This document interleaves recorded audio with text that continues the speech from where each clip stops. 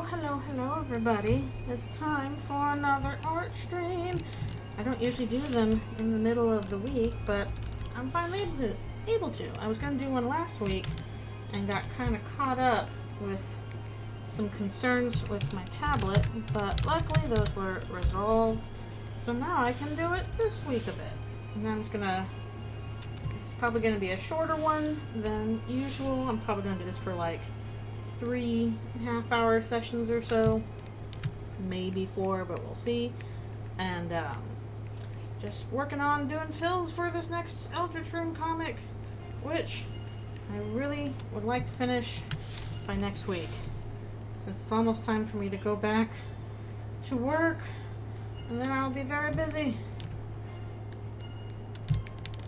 Work is almost here again. My break went by super fast.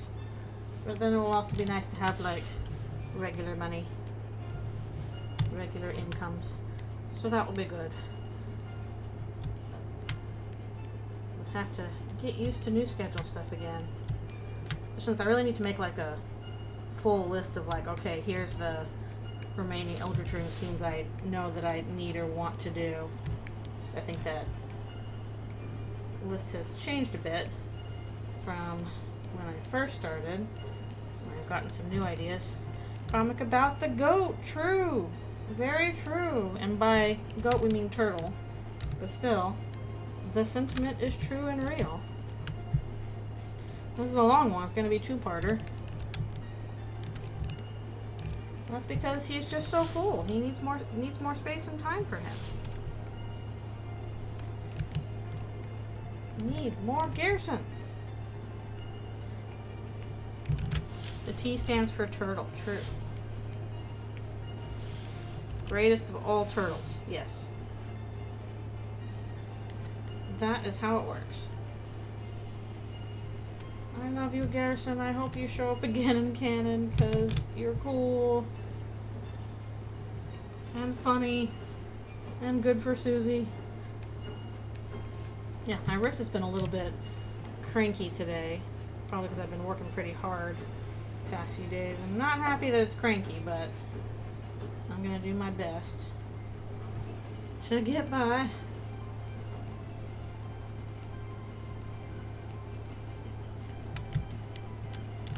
He is super cool.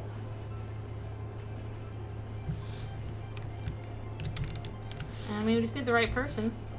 I know, unexpected midweek stream. Da, da, da, da. Again, I wanted to do one last week. Got kind of sidetracked from it, couldn't do it. But I was going to do these more regularly during my break, and now my break's almost over. So, we'll squeeze one in. Maybe next week I can do another as well, depending on where I am with comics and stuff like that. Although I've got plenty to do with the ending stuff too, so we can always work on the ending. Plenty to do with that. I recently, I think it was, did the layouts for part 10 out of 20, so I'm like, okay, I have half the layouts done for this whole thing, but ugh, there's still so much left to do. Plus I'm like, okay, at least 6 other, mid-story scenes, probably more like 7 or 8. No! I really do need to check that again. I'm pretty sure I was supposed to have front-loaded ads off. Taco Bell. I haven't had that in forever. I think they have that up here, but I was never really a fan of Taco Bell. Just in terms of cheap, cheap and dirty fast food. Like, there's some, cheap fast food you're like, oh yeah, this hits the spot. That was never Taco Bell for me. For some people that, like, for a lot of my family, they really liked it. And I'm like, I was never really super big on it. I don't know. Just me, probably.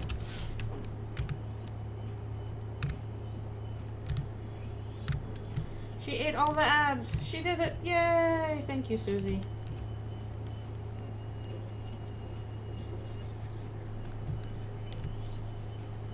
I'll eat all the things.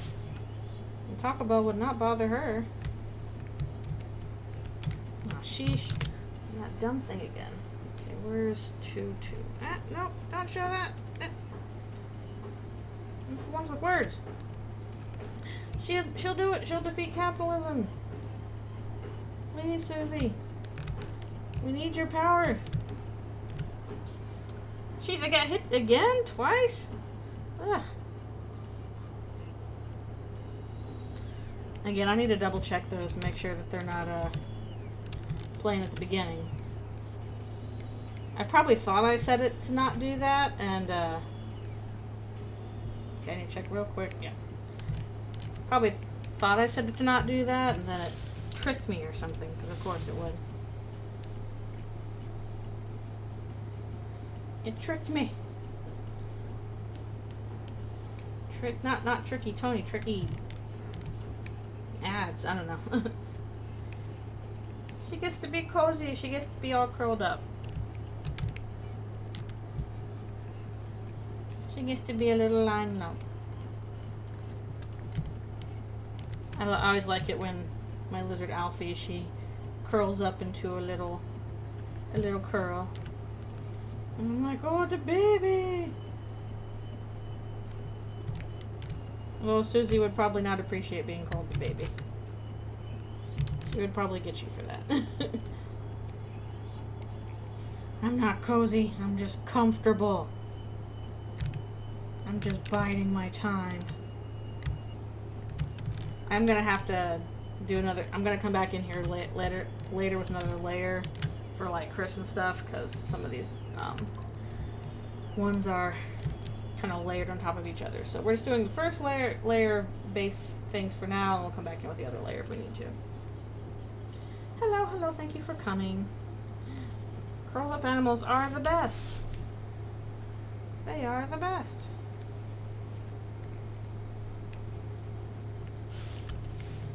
Yes, thank you very much for being here.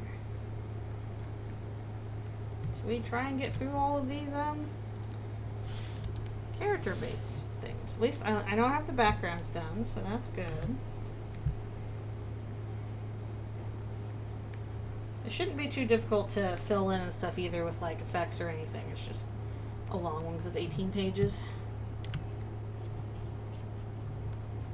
I'm still slowly trying to add stuff to my playlist. I want to have like 2,000 songs by the time we get to by the time, you know, chapter 6 and 7, all the chapters are out. How to be Eldritch gay. She doesn't need to learn that. She already knows. She's already figured it out. Time to find the lesbian in need. Can I turn into a hot warrior? Nice.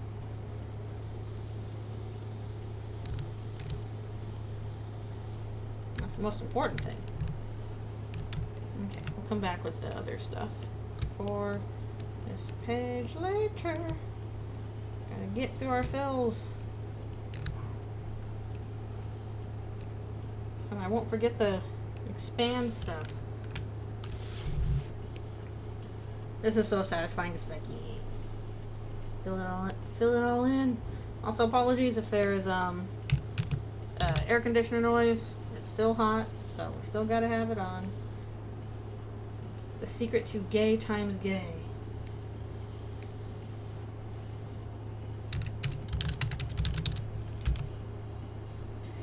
Even more gay than you would have ever anticipated.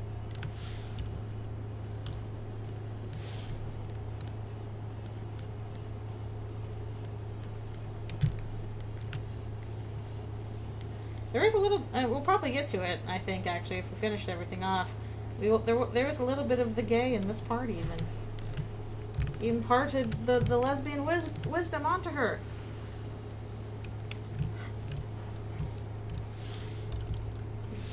But Chris is perturbed still.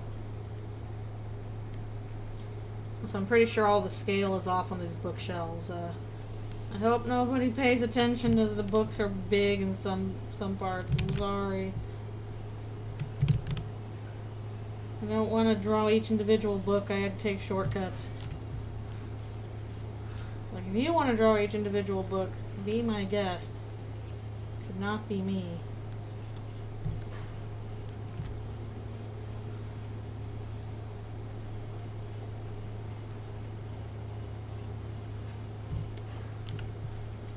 Yeah. Susie's long hair is like one of the parts of doing the fills that just takes the longest. Fun to draw, not fun to shade.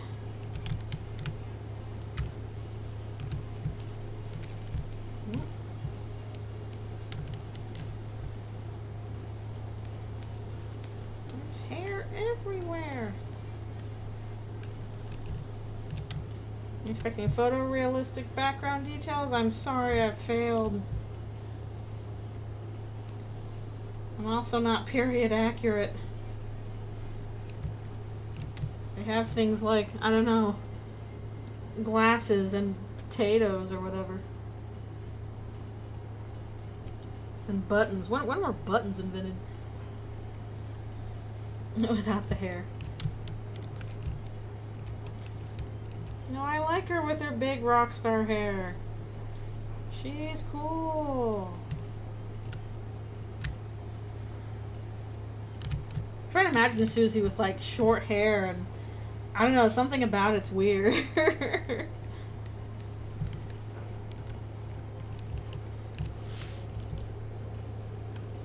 Like not even like short girl hair, but like, I don't know, a buzz cut or something. I don't know, she'd look bald and it'd feel kind of weird.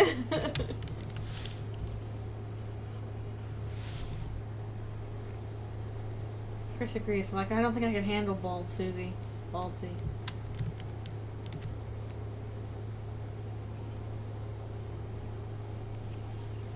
I guess she has long hair and Noelle's is even longer, so she'd also have to cut it, and that'd be also bad. It'd just be bad all around. Let's not do it.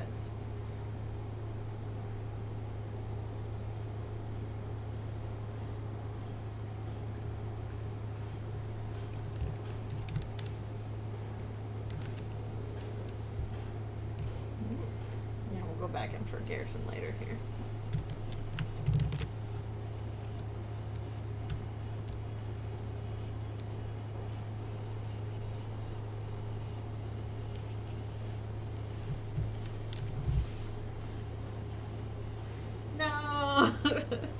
The 3-year-old haircut. No.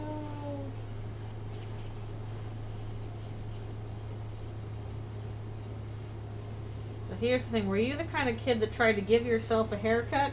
Or were you the kind of kid that cried going to the barber because you thought they were going to like hurt you and like you would die or something if you got a haircut?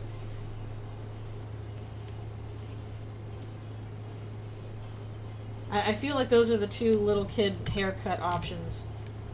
You either do something really foolish with your hair because you think it could be fun, or you're just terrified of haircuts.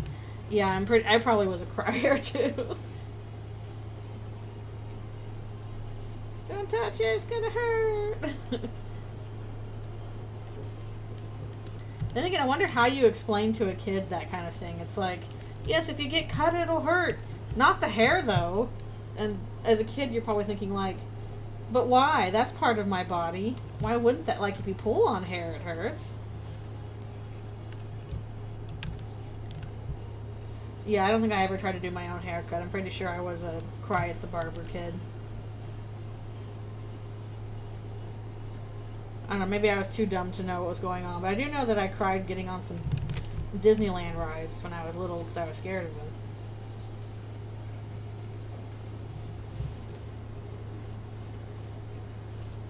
Pro tip, please don't make your little kid go on Disneyland rides if they're crying. Just deal with it.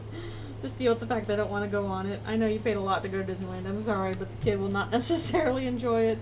Find something else they enjoy. When I got bigger, I enjoyed the scarier rides anyway. But when I was little, I did not enjoy them. I had to grow up and be like, okay, roller coasters are actually not scary. I can have fun.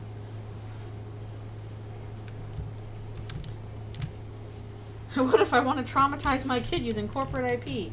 There's probably way cheaper ways to do that now. Wouldn't be hard.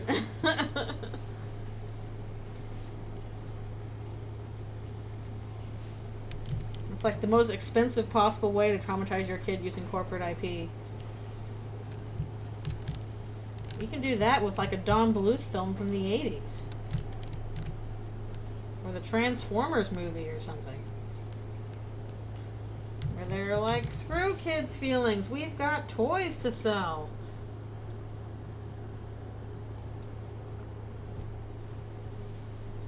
If we kill off all the beloved characters and introduce a bunch of new ones, the kids will want to buy those toys. That's how that works.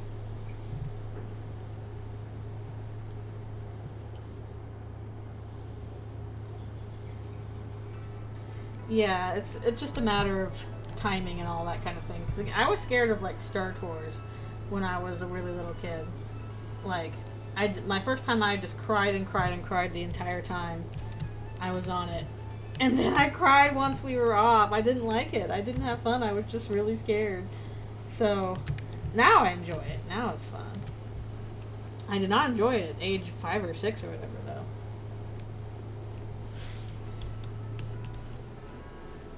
Yep, we gotta scare them away to lock down the toy sales.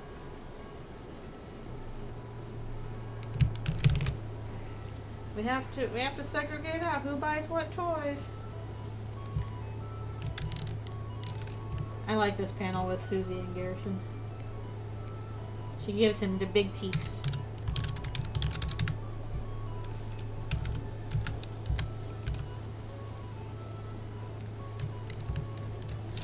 If you want the big teeths, old man? Here they are.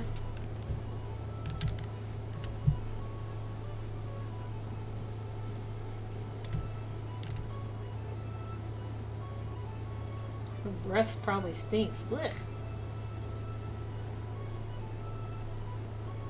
Blech, brush your teeth. Man, I got some toothpaste recently. I thought it was the same kind I usually get, but it's a different kind. This toothpaste I got is gross. I know, I think it's for like sensitive gums or something, which I don't really have. Which I'm like, okay, whatever. Or like, it's sensitive something. I don't know, sensitive whitening or whatever. They all look the same. But I tried it and I'm like, oh, the aftertaste on this is gross. Like, I already bought it, so I should use it. Like, it's not harming me, it's just gross. I need the world's biggest toothbrush. Who wants to volunteer to brush the teeth? Not me.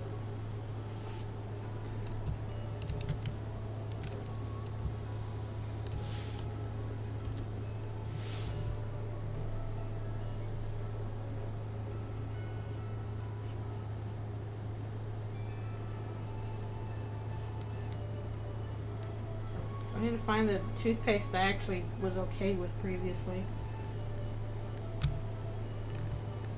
And part of me is tempted to just like, why don't I just use like a kid's toothpaste that's, you know, tastes like strawberry or whatever. It's probably still just as good, but no, I should probably use a regular one. Actually, I'd probably feel weirder if it was like, tastes like strawberry or something.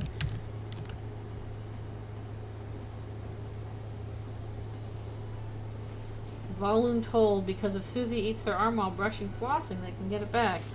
Wait, what is voluntold? Also, they would not get their arm back, not until they die.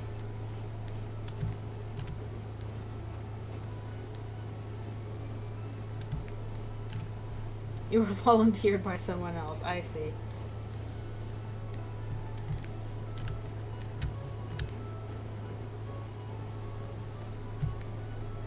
She's like, I don't want this job. I see, I see.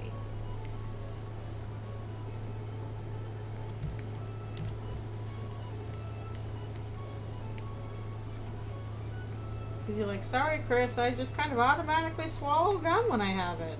Just so you know. And you're like, uh-huh.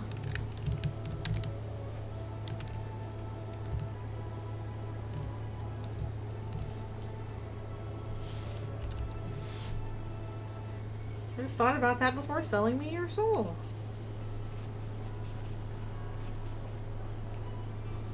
But if they hadn't sold their soul, they'd be dead many times over. Unfortunately, or else I was correct about that bit. that did create new problems. I gotta write down some more scene ideas to do, because one, I thought of something, I can do a really creepy scene with Miss Mizzle that is some spooky stuff.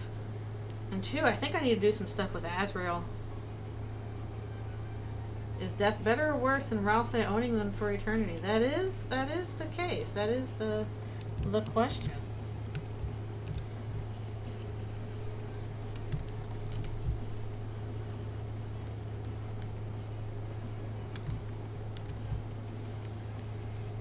I guess we'll find out eventually. I want to finish it. Yeah, I need to do a scene with Azrael again. I think I have another scene idea I need to do with Sham towards like the end of towards the very end, like right before Chris gets back. I have a scene I need to do with Sham.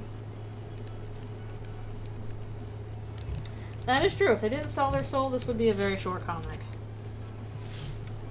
It would pretty much have ended with them getting eaten by Susie. The end.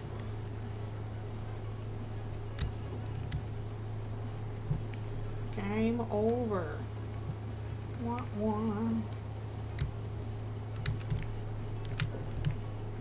Let's see. I might as well go ahead and combine these. Hello, thank you for coming. And we are doing fills on this Eldritchrune comic. Trying to blaze through them. If we're lucky, I'll finish all the fills today, and then tomorrow I can go ahead and get started on shading. Depends on also when I need to work on Anthrofractal too, so I gotta do that. At least yesterday I did get a lot done on ending stuff. I got layouts and text done for part 10, and I got some background shading done for part 3, and I got character shading done for part 2. So not half bad. A lot of those were already in progress though. Why did I say though twice? Yes, hello, I hope your day is going okay.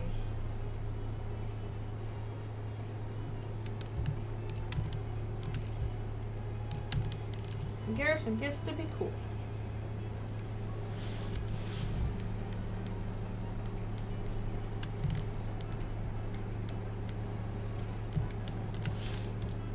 Whereas, man, this armor kind of looks a bit like the Keyblade armor from Birth by Sleep, and I'm like, oh, who cares? That armor looks kick-ass anyway. I'll pull from that.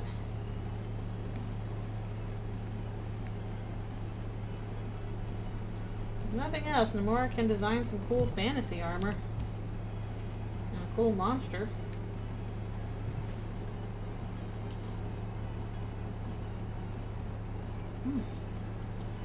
Grief, time's flying. I already have to stop for my stretch soon, because, yeah, wrist has been cranky today, unfortunately. We're already on, I think it's 4 out of 9 for this part. It's pretty good.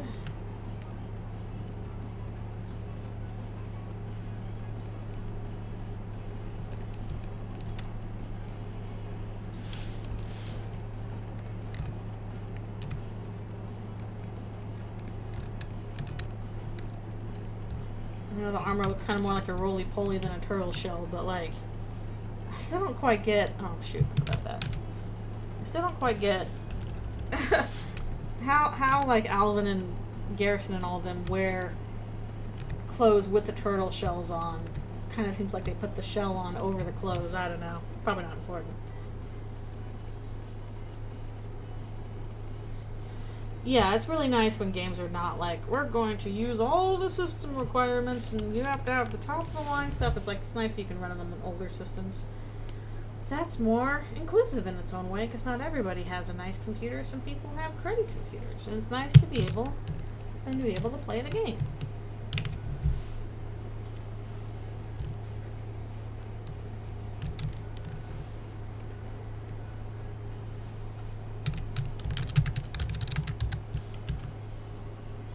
Sometimes I wonder if I should, like, look into getting Lynx or something. The problem is I'm really not well versed in that kind of stuff.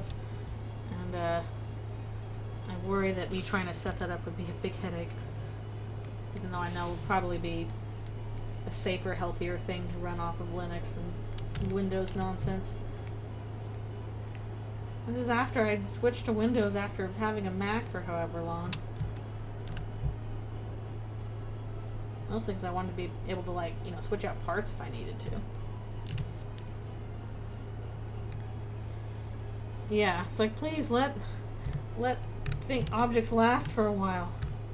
Please. They really did, like, and I know this sounds like what people always say, but they really did used to make appliances and things that would just, like, last as long as possible. And now they don't really do that anymore. Now things break down a lot faster, kind of on purpose. Turns out, oh, you can't sell a lot of washing machines if your washing machine is good for 40 years.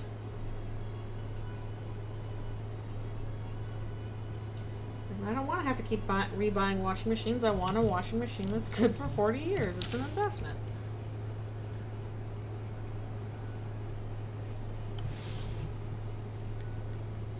Well, right now I'd like a washing machine, period. I don't have my own. Gotta use the buildings, which means you gotta share with everybody else, which means if they're in use, you have to wait to do your laundry. Well, I guess that's better than a laundromat, where really you have to go somewhere else to do your laundry, and then they really have to be in use. At least being able to do it in the apartment isn't bad. Could be worse. Okay, after this panel, I'm going to stop and take my stretch break, and then we'll get back to it. Yay! More Susie and Gerson, yay!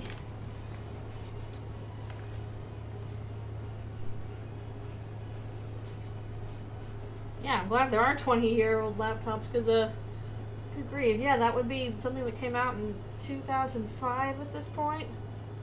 That's pretty old.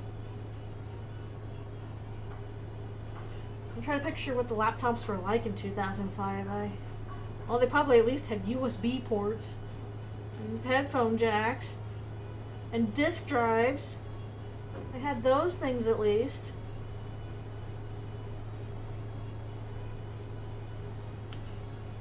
I much prefer all that.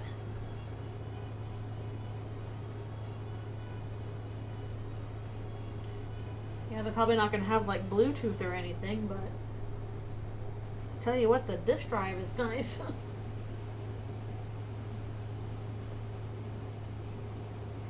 A Commodore 64. Commodore 64s are a lot older than 20 years. Those are like 40-year machines, or 45 or something like that. Those would have been like contemporary to when I was a very small child and I didn't have consoles growing up.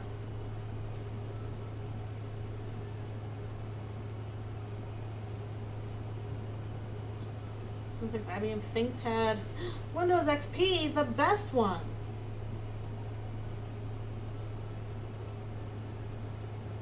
Windows 95, not bad either. Windows XP was a good OS, I think. I think that's one that people like attach a lot of the Frutiger Arrow aesthetic to a bunch.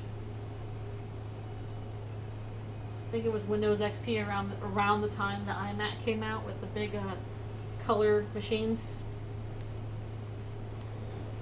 I got Windows 11. That's just what I got.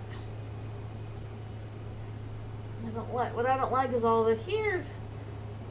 You want to accidentally move your mouse too far to the left and get like news? No. Well, what's gonna happen?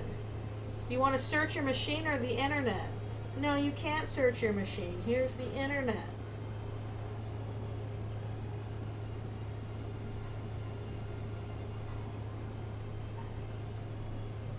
I love Frutiger Arrow too. That's totally the nostalgia speaking. I know I like it for nostalgia reasons, because it does remind me of like computing in a time when, you know, life was less complicated. And I just like the aesthetic anyway. I like the fact that it was, you know, like this blending of, you know, sleek machine and nature kind of stuff I like the colors associated with it. Nice sounds. I like Fruitiger Arrow.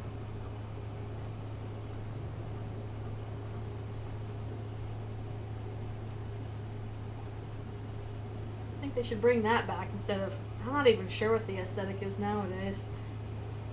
I'm sure in 10 years it'll make more sense what it's supposed to be, but... Yeah, exactly. It was a more hopeful thing. Even the 90s in general was a bit more hopeful future stuff. I think we need to bring that back. Not in the sense of like, oh, just ignore the problems of the world, you know. Gonna pretend that we're not full of dread. It's not like that. It's more like you create the future that you want to see, kind of thing. So if you immerse yourself in doomerism all the time, it's kind of a self-fulfilling prophecy. Like, if you want a better future, you first have to, like, think about it a lot so that you know what to pursue. It's a motivation, not avoidance. Yeah, I do like the Fruitiger Arrow aesthetic. Part of it is definitely nostalgic because I did grow up with a lot of it, but I do like it looks more tactile, the more nature-based thing. I like the colors more. Yeah, modern McDonald's. It's because they wanted to, like, move away from this being a thing for kids. Alright, I'll be right back for one more stretch and also water and stuff.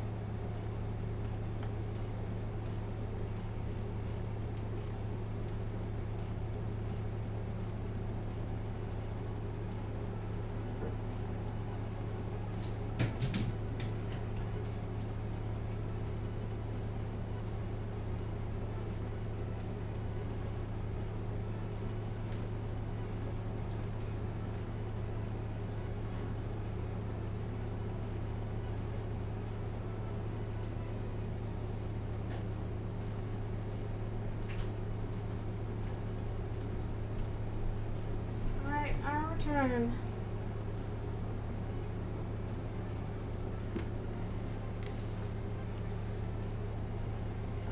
And yeah, the thing with like old McDonald's, like in like 90s, early 2000s and stuff, McDonald's as a restaurant was considered someplace for kids.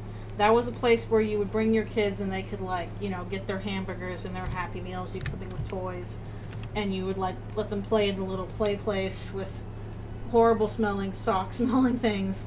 Like, this was like a kids restaurant, basically. That was the encouragement, or a family restaurant. So it was like designed to be like really appealing to kids and stuff. It was brightly colored. You had the play places and stuff like that. And then, I'm not sure when they decided to make this switch, they stopped going with like, oh, this is for kids, and they're like, oh, this is like cheap food for adults. This is where you come get your McDonald's coffee and hash browns and whatever. And, you know, they tried to kind of fancy it up, and because of that, that's why McDonald's all look like office spaces now, as opposed to, like, you know, bright, colorful little kid spots. Come get your coffee here, you adults with jobs. Instead of going to Starbucks like everybody else. Same thing happened with Pizza Hut. Like, Pizza Hut was also marketed more towards, like, oh, this is, this is for kids. And then that also got we made this for the office park makeover kind of thing. And I don't like it. I don't want everything to look like an office park. I like the fact that McDonald's had distinct buildings and Pizza Hut's had distinct buildings. And, yeah, it was definitely something designed for kids. But how many places nowadays have that? There's less and less places that, like, are designed for kids. Very clearly. I feel like this world is becoming less child-friendly in a number of ways. Both online and offline.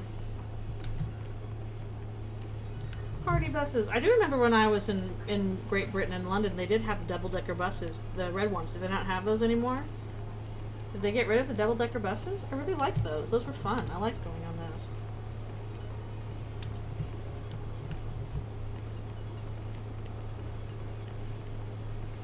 Yeah, it's like you don't have to make everything kid-friendly, because obviously this is, a world where there need to be spaces for adults.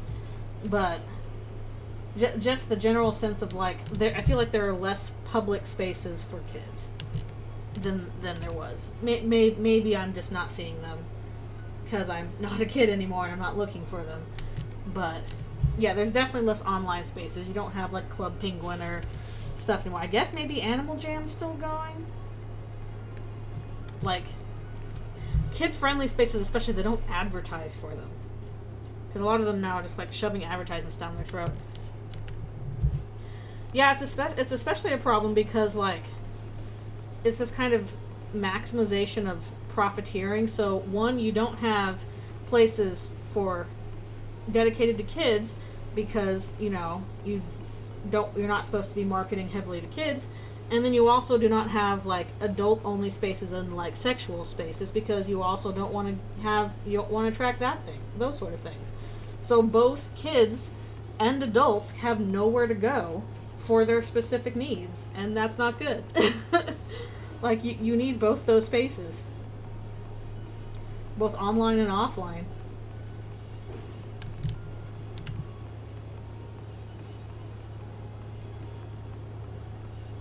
I think kids should be allowed on the internet because, like, that's where a lot of their peers are. There's really no going around that. Yeah, unfortunately, Roblox exists. I just think there should be online spaces that are geared towards kids that also do not, like, sell stuff to them or kind of, grind them through a mill for money like Roblox does. Unfortunately, it's really hard to maintain those spaces because those also cost money to run, and if you're not making money off the kids, you've got to have money to run those spaces. And really nobody else does that anymore.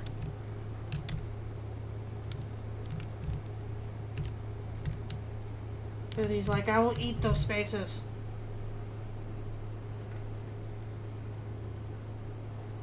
Like, I don't think it does any good to keep kids off the internet because, like, it's there. They're going to go on to it. Like, that's just the reality of it. But I do think it's important to be like, okay, here's a designated space for kids. Here's a designated space for adults.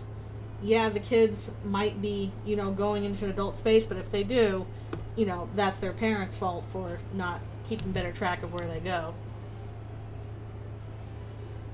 Yeah. The problem, as always, is capitalism. Whoa. That's the problem. I've seriously been thinking maybe in the short amount of time I have before I go back to work, trying to start up a Undertale Deltarune, like, old school forum, because I miss those, and I'm kind of worried that, if social media keeps getting restricted more and more, and we have to, like, people have to upload their friggin' IDs to use social media, which is not safe. That is not a safe thing to do. Yeah, I don't think it was very, very good for kids to be able to accidentally, see a murder. That's not good either. But, I don't know, I do kind of miss forum days, so I'm like, maybe I'll just start a Undertale Deltarune forum. just as kind of like an emergency raft in case like social, our last bastions of social media like Tumblr and Blue Sky just completely go kaput. Because who the heck knows with this nonsense they're doing. Just as like, yeah, a life raft in terms of like, hey, here's a fandom space that we curate and it's not social media. And I just miss forums. I used to spend a lot of time on those. Ooh, a guy that can help. I did find I saved a site that's like build your own forum kind of thing, but I'm sure I could use help with that too. And a Warrior Cats fan, you are always doomed. Yeah, like my earliest days on the internet, I didn't have social media when I was first on the internet. I had GeoCities and Angel Fire, and basically you made your own website if you wanted to like do stuff, or you joined like mailing list groups like Yahoo groups or something like that. Maybe some forums, but most of what I did when I was first using the internet was a lot of stuff through email and making your own little websites. Oh, have a good dinner. So I'm very, very old in that regard.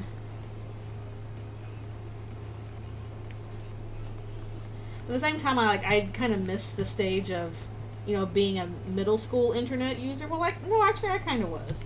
I was a little bit, but mostly I did not start using the internet significantly until high school.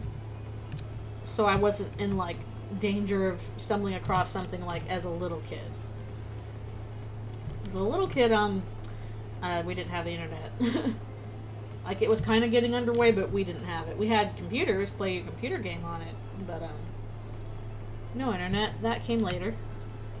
I started using it regularly like late 90s.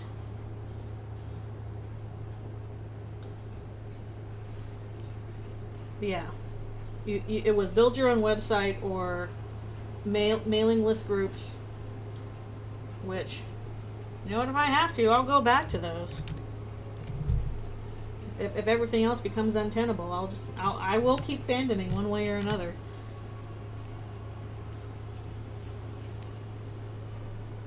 Yeah, I'm pretty sure my YouTube account is like ridiculously old or something, because I remember somebody commented on I like made a comment on some YouTube video or whatever. I don't comment a lot, but sometimes I do, and somebody's like, "You've been a user since 2008? What?" And I'm like, "Yeah, I guess I have." Sorry. Uh-oh, that's not a good start. Uh-oh. Especially if you don't know the show and you don't know the context already. It's like, oh, this is for kids, right? No.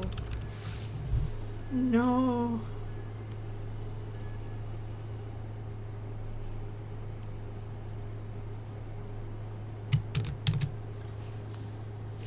Susie's like, I got big teeth. Minecraft YouTubers. Yeah, I guess my start was X-Files fan fiction. And again, making my own websites. Made a bunch of them because they just kind of let you do whatever you want in Angel Fire. It's like, here, make a website, just sign up. Hooray, the day was saved by Doom. No, that makes sense. Did you ever make any Doom mods, Doom maps? I've never played Doom. I just find the history of it fascinating. I was an X-Files fan. I'll be honest, X-Files was my first real fandom. That was really where I started like writing fan fiction and doing stuff like that. And this was definitely helped by the fact that like I had just moved to a new neighborhood, and I met a girl who lived across the street from me, and she was about my age, and she was also into the same stuff I was, and we got into X-Files together. She's still my friend, by the way. Like, we've been friends for like, I don't know, 30 years at this point. I just haven't seen her in a while. I gotta see her again. But yeah, basically we got into X-Files together, So we would, like, you know, talk about it at lunch all the time in high school, and we would, like, you know, tape episodes on VHS tape and pass those back and forth, and we worked on our own fan fictions together. So I had, like, a really good start in fandom, in that, like, I basically had a real life best friend that I could geek out with about my obsession and just, like, bounce ideas off of her and stuff, and, you know, talk shipping and whatever, because X-Files invented shipping, or at least the terminology for it. You know, it didn't invent shipping like, you know, Star Trek kind of did that, but, like, the terminology for it came from X-Files. Oh, Wolfenstein modding, that's interesting. Oh yeah, I can see the fandom being alive for that. But yeah, I had a good fandom introduction, just because, again, real life best friend, into the same stuff I was. Got into internet fandoms at the same time, and it was really good. We just wrote fan fiction together. Scully, you're not going to believe this. I know. Oh my goodness. It's a little tough watching X-Files these days, because some things have not aged very well.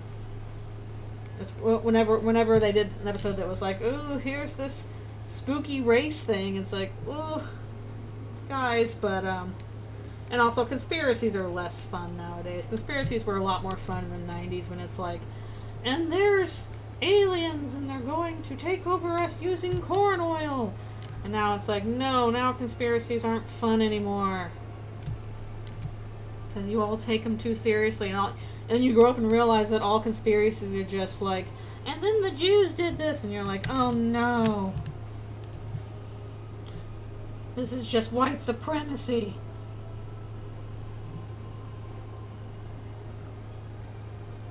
Oh, that's fun. Wattpad. I'm trying to. I think the first places that I posted fanfiction were my own websites, and, like, you know, just dedicated X-Files fanfiction websites that you could upload your fanfiction to. That would be an interesting crossover. Scully, you can't be a skeptic. There's monsters right in front of you, and they use magic.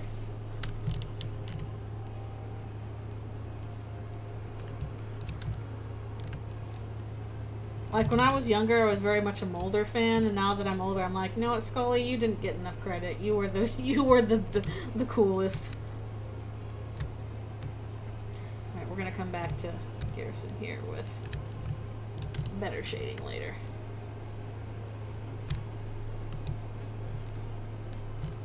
Also, unfortunately, like, my friend and I kind of got into X-Files a little late. We should have got into it, like, season 3 or 4, because those were peak. We didn't get into it until about seasons, like, when the movie came out, which was we really enjoyed, but then, like, season 6 was, like, okay, and then season 7, 8 is when it started to fall off, and yeah, oh well. But yeah, season 3 and 4, good stuff. I had a lot of favorite episodes in those seasons, I think. I've got, like, I think a couple, like, seasons, like, 1 and 4 on DVD. On the, like, they were some of the first things to do DVD box sets, too, as well. I think a lot of the DVDs are broken. I think they got scrapped and don't work anymore. Man.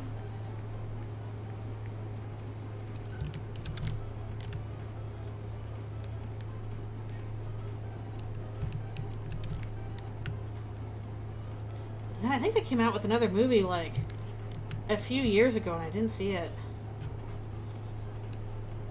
Oh gosh, X-Files was my high school fandom.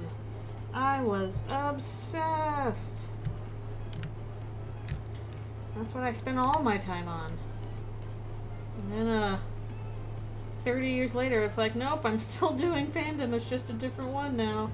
It never stops. It never stops.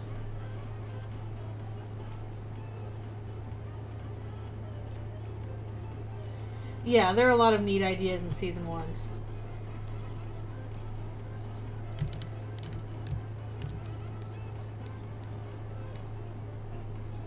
Apparently a lot of it was filmed in Vancouver. Which which makes sense. A lot of, you know, wet woods up here. But I heard this extremely funny thing that there's like this strip club or whatever that used to be close to where I worked, like when I first moved here. It's, you know, I'm pretty far from that now, but there was this famous strip club, and apparently, like, David Duchovny, when he was like here and filming X-Files, was just like really rude about Vancouver, like while he was here in this club, and so the strip club like put out an ad just dragging David Duchovny, where they're like, David Duchovny, we'll always be proud of our town, but know that you're not welcome here. And just absolutely ripping into David Duchovny. And then it's like, F you, David Duchovny. Everyone else come down to the club. We got like free shots on X Day or something. I need to find that again. It was just really funny. It just pissed off. And David Duchovny did something to piss off this specific strip club.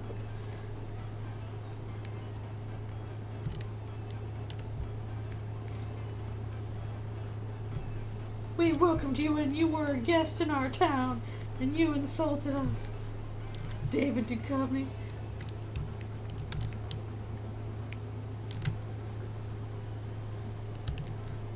I'm not sure how much he's done since X-Files. Oh well.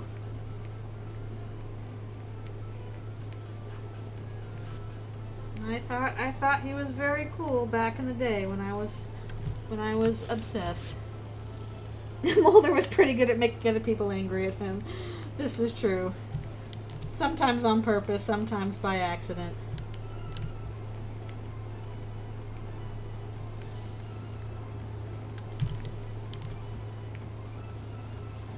And Scully'd have to come in and clean up his mess. And do an autopsy about it.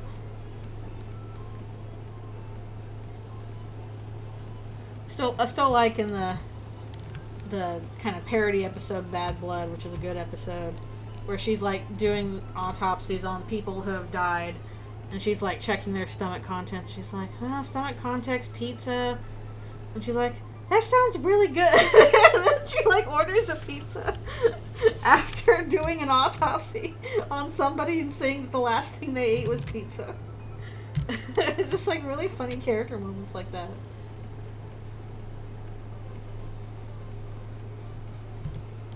We'll come back here later with more stuff to fill in there.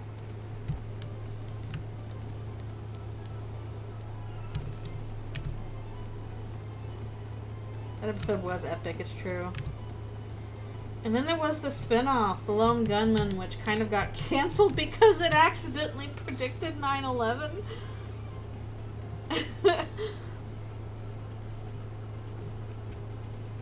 They didn't even mean to, it just kind of happened.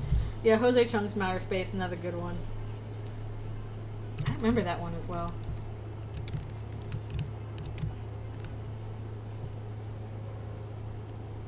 Alright, let's do the fills.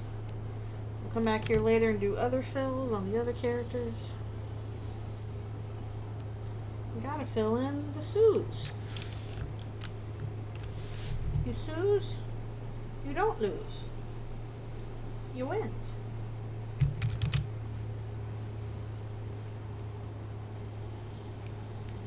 Or some other funny episodes. I don't know how often they did funny ones, but they did some occasionally funny ones.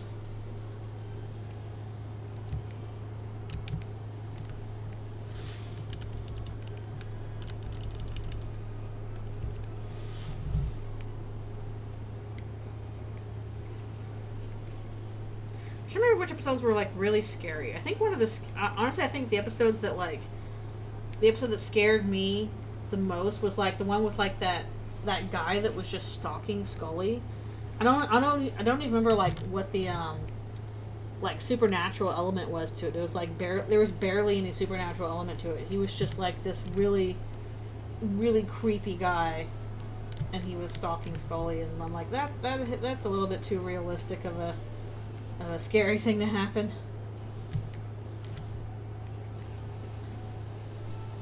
I'm sure there was something supernatural about it, but I can't remember what it was.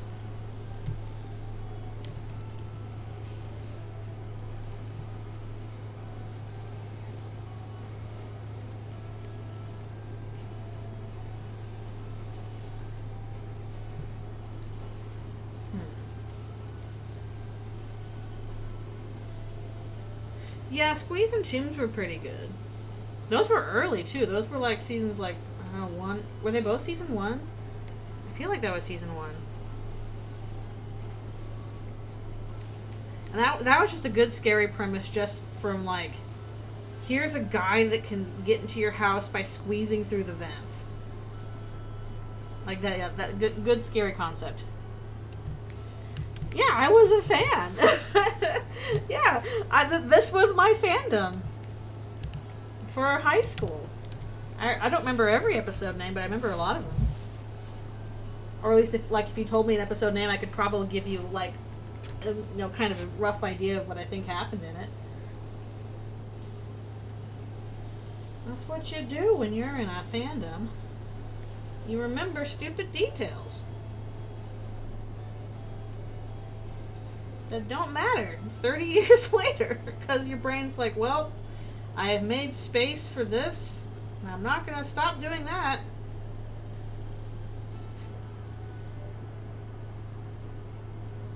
You will remember this useless trivia.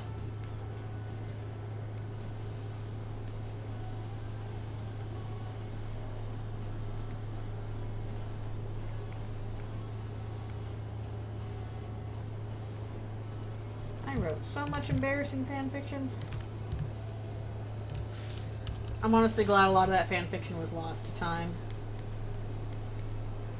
Maybe it still exists, but if it does, I don't know how to find it.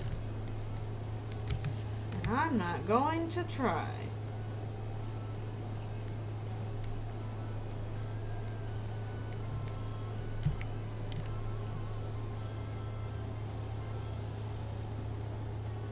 What happened in space again? I can't remember that one. I know that was a season 1 episode because I'm pretty sure because like a lot of the season 1s had like those single title ones. I remember like Ice was a really good one. Ice was pretty much like, let's just do the John Carpenter's The Thing, but with worms as opposed to an alien. But it was still really good. You should. It's a classic. It was a really big deal at the time. It was a big old deal. I don't think there were many shows back then that were really serialized in that way. Things were a lot more episodic.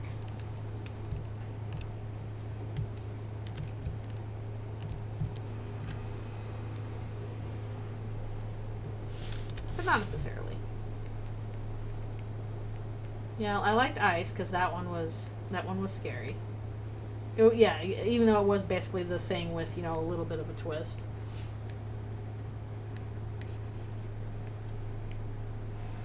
But I can't remember what happened in space.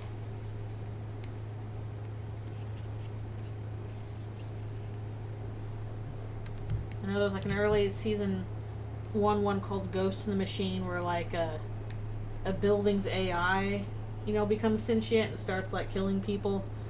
And I just remember because like their opening like death for that was like the machine doesn't like this guy that gets into an elevator, so it just like pulls him up to the top floor and then drops the elevator and he dies in the elevator. They did elevator deaths a couple times. Chris Carter didn't like elevators. Okay, oh, I don't remember what happened in that one, huh? Alien attacks the space shuttle. We don't really see, just hear, because yeah, I don't. They never go into space. They would have just been on the ground. Yeah, Ghost in the Machine and Ice were both good. All right, I'm gonna fill in that one later. I mean, maybe, but you can still be really effective with just audio horror. Look, there's plenty of that. In fact, sometimes it's even scarier when you don't have the visuals. I just didn't remember what happened in that one. There's a bunch of them where I don't remember what happened necessarily. I'm pretty sure the last time I even, like, did a watch through, and it wasn't even a watch through, I was just kind of, like, listening to the episodes while I was working. I'm pretty sure that was, like, 10 years ago, 15 years ago, maybe. So a lot of these I don't remember, if they weren't, like, big favorites of mine. I just realized Ice even had, like, the dog that was possessed by the creature, like in John Carpenter's The Thing, except the dog actually lives. The dog is not the thing. What if you took the dog from The Thing and it was curable? It's Ice.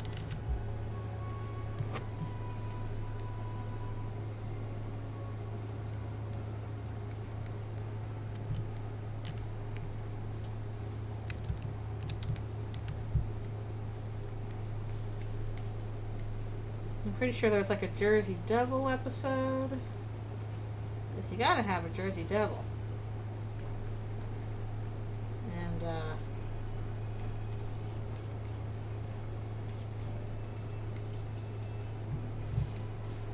yeah, there were some episodes I didn't like as much. I didn't really like the one about the quote-unquote circus freaks and the guy that basically had like a, oh good grief, what's the word?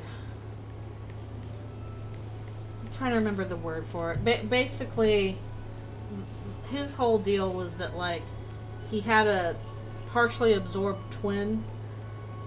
That thing where, like if you had twins in the womb and then one of them kind of gets, like, partially absorbed by the other but not fully, and then, like, the horror of this guy was, like, the partially absorbed twin could, like, you know, detach and go out and kill people, and it was, I don't know if I liked that episode very much. Yeah. Well, you do what you can with the budget you got. I know once the show got more popular, they definitely got more budget. And it did get popular. Because people enjoyed it.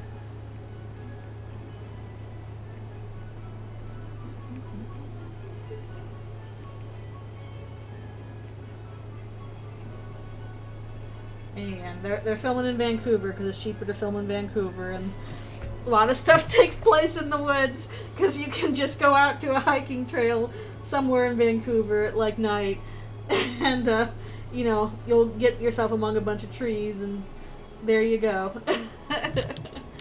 Now you have your spooks.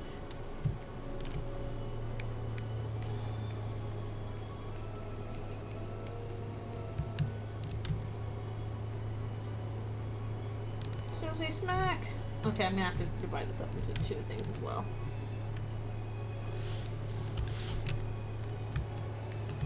Susie used tail whip. It's super effective.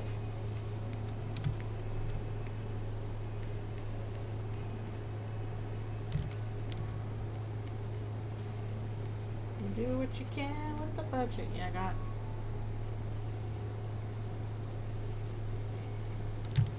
If you have no money, then you can't do a lot.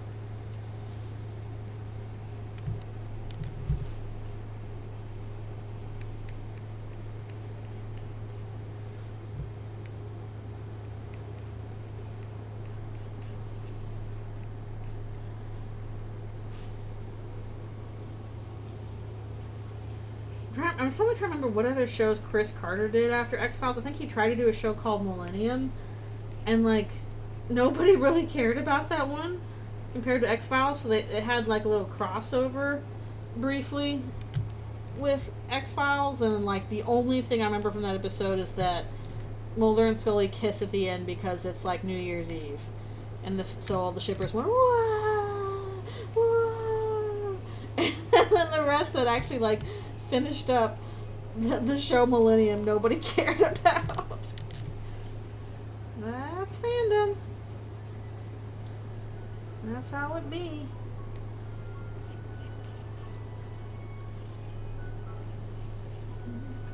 I gotta stop soon and do another stretch. Probably as soon as I finish her little tail here.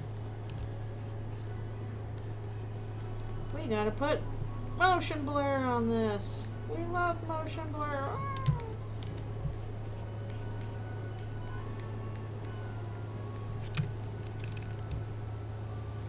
Okay, time for another brush break. We are tearing through this stuff, which is good, because I want to tear through it.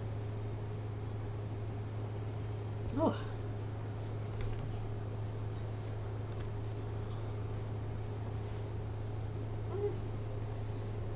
Ugh. Somebody never got a Hungarian release. Yeah, it was not popular. Again, X-Files got popular.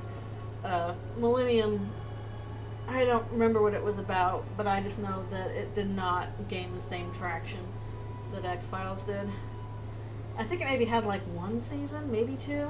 I don't remember. Even then, back then, you know, a full season was still like 26 episodes as opposed to nowadays where it's like, we'll do like 6 or 8 episodes and see if that does anything. Is it an immediate hit? No, well, we're dumping it. Ugh.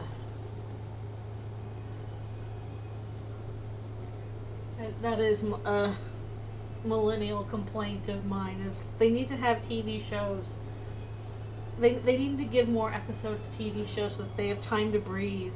Not everything has to be like, you know, plot, plot, plot, plot, plot. Like, you need episodes that are like, and here the characters are gonna like go to the beach and do something stupid and like nothing progresses. You need little breathers like that. Times when like you can just kind of be silly with it. There's no time for that anymore.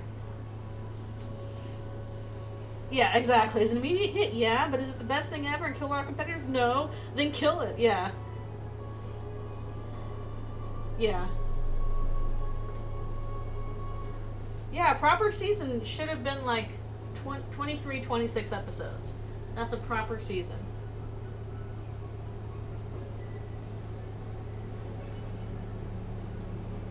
$14-episode seasons, yeah. It really depends on who's making it, yeah. Yeah, X-Files had 24 episodes.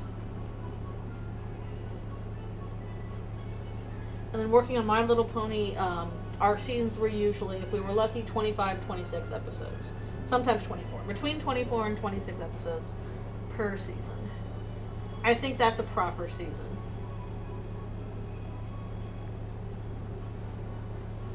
That gives you plenty of time to, you know, tackle all the various characters you want to do, to progress the plot, to stop and get silly with it if you want.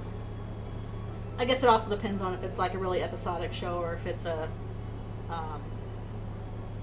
very plot-driven show where everything goes one or the other. I feel like, especially like after X-Files is when they really started. Actually, it was probably Lost. I'm pretty sure Lost is what kicked this off. Is like really plot-heavy mystery episodes where you have to have watched the previous episode to know what was going on. Whereas much older television was much more episodic, and like if you hadn't seen the rest of the season, you could just stumble across an episode and be like, oh, I can kind of follow what's going on. They like after Lost, they kind of stopped doing that as much. Did TV production slow way down? What changed? Streaming. Streaming has killed a lot of it. Especially like, this is something that bugs the heck out of me. A lot of streaming stuff nowadays, and this includes an animation, they will basically order one season that is like the proper 20, 24, 25 episodes, and then they will not release it that way. They will release it as like 8 episodes as one season.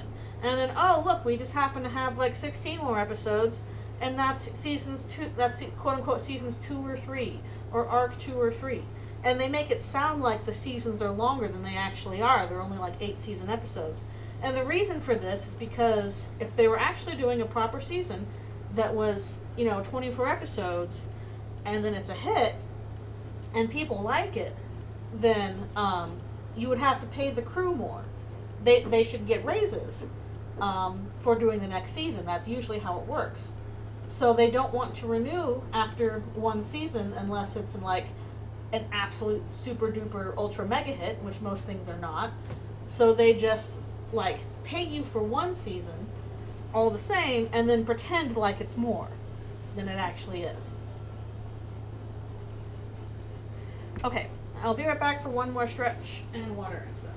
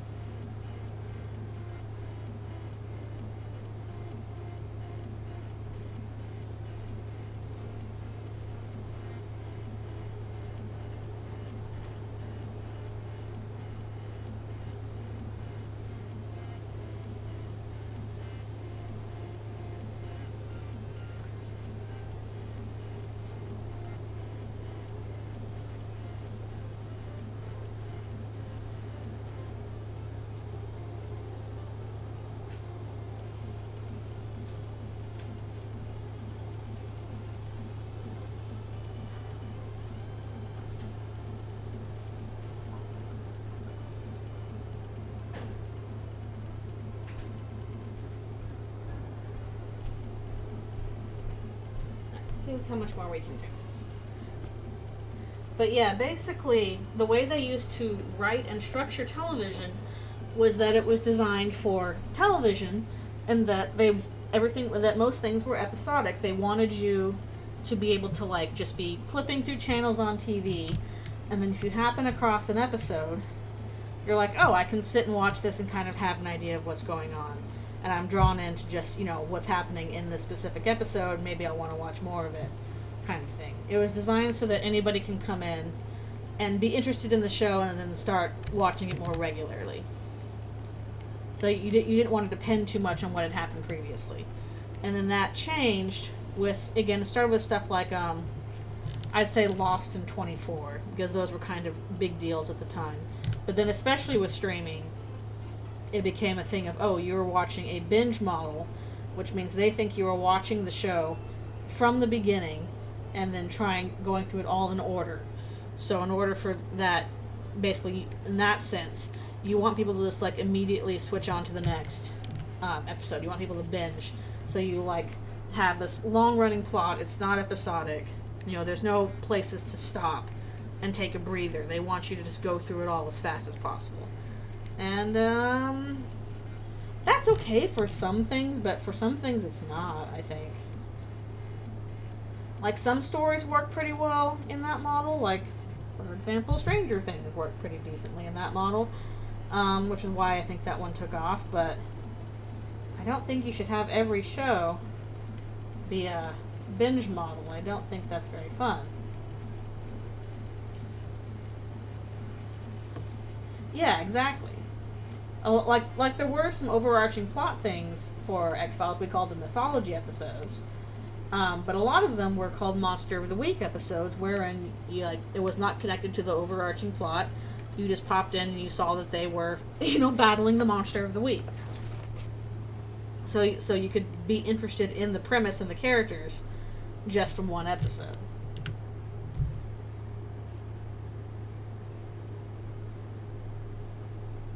And I'm kind of sad that that's pulled away a bit, if for no other reason. I think part of what makes fandom work pretty well is those breathing periods where, like, you're not binging everything, but you're getting kind of you're getting serialized fiction. It's episodic, so that you have these periods in between chapters to talk about it and discuss it and kind of, guess or theorize what might happen next, or,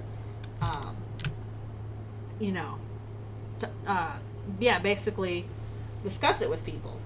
And I kind of think, like, on the one hand, the episodic nature of Eldritchrune has its drawbacks.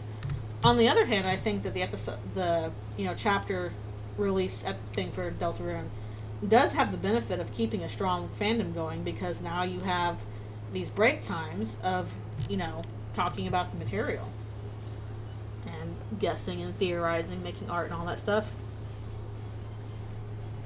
Yeah, occasionally you'd have Monster of the Week overlapping the mythology arc, but a lot of the time, I feel like, especially as you got further on the mythology episodes, definitely, became kind of separate from Monster of the Weeks. Anything to do with, cigarette smoking man, all that kind of stuff.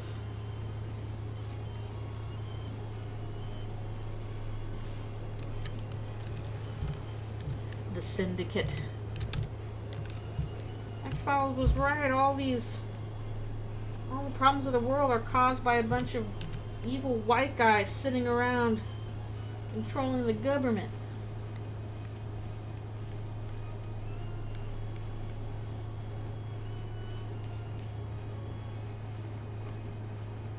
Gosh, I'm trying to remember, like, what were some of the other Syndicate names? There was, like, everybody knows, Cancer Man or Cigarette Smoking Man. And then there was, like, one other guy that was, he had like a fan name. It wasn't Deep Throat. What was the other guy's name? Good grief. He was in a lot of episodes. I think he might have gotten killed off at some point.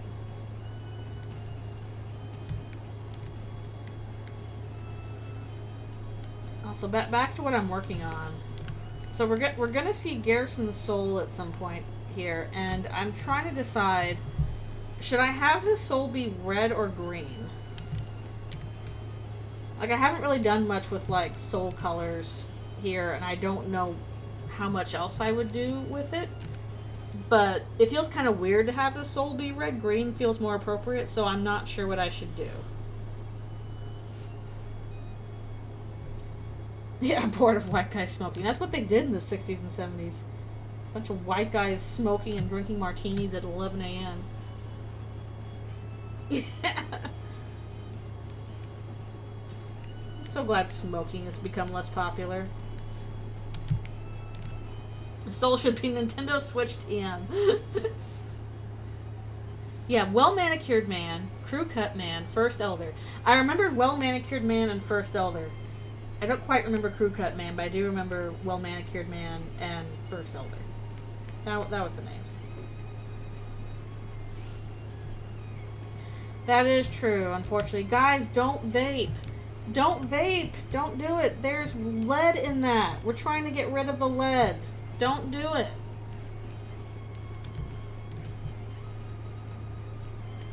Not even like, you, don't be cool. It's like, my dude, lead is like literally a harmful substance to your body, and it like screws up your brain and makes you bad. Don't do it. Please don't vape. Chew gum or something. I don't know. Disco Elysium names. You know what? You're not wrong. I think you might be correct. The Syndicate is made up of Disco Elysium characters. Yeah, it sounds about right, actually. Oh my goodness, has anybody done that crossover? X-Files and Disco Elysium. I think those would go together pretty well, actually.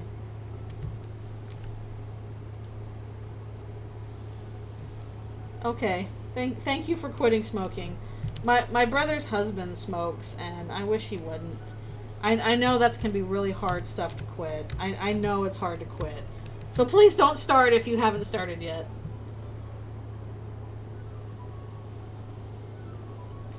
Scully and Mulder versus Kim and Harry. Who will solve the case first? They will tie unless Scully and Kim team up together, and then they will, like, immediately solve the case. Don't let Scully and Kim get together because, like, they will just obliterate all crime in the world with their combined power.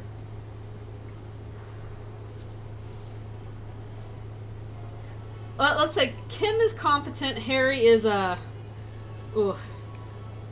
I will say Harry is probably less competent than Mulder. Harry has, like, Mulder has issues. Harry has so many issues. That poor guy. He is just a world of issues. I think Harry's got more struggles. Like, while I appreciate you can make Harry into, like, communism cop, that's always really fun. As opposed to Mulder just being, like, alien cop, I guess. Harry does have psychic powers, true. Especially if you give him shivers, he does have psychic powers. But you have to give him shivers, I guess. He's also Harry. His tie talks to him and all that. I feel like Kim and Scully would be friends and Harry and Mulder would just be, like, either, like, besties or at each other's throats.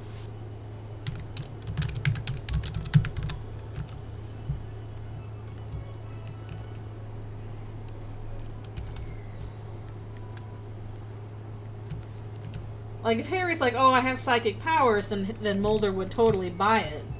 He'd be like, okay, cool. And then Harry would, like, struggle to actually use his psychic powers because there's no, like, really rhyme or reason to them. They just kind of happen. Rattan? What are these uptight feds talking about? You should spike their coffees so you can show them who's boss. Are aliens bougie? You know what? They probably are coming down here and they're, like, they're UFOs thinking they know what's best for us. Putting black oil in our corn and stuff. No war but the alien war.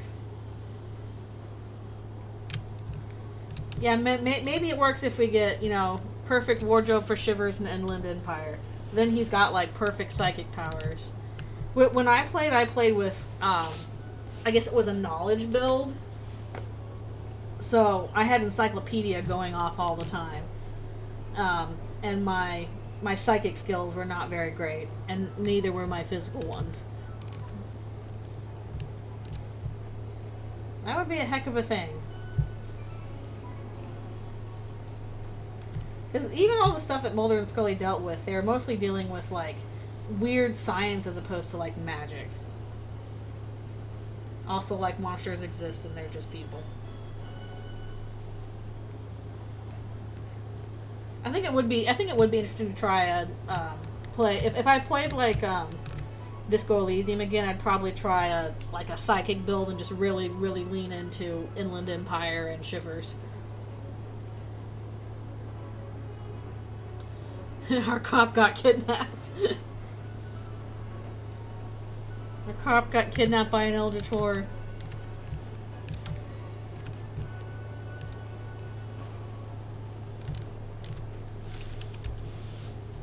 It's just fun to apply the Disco Elysium, like, writing style to a lot of different things.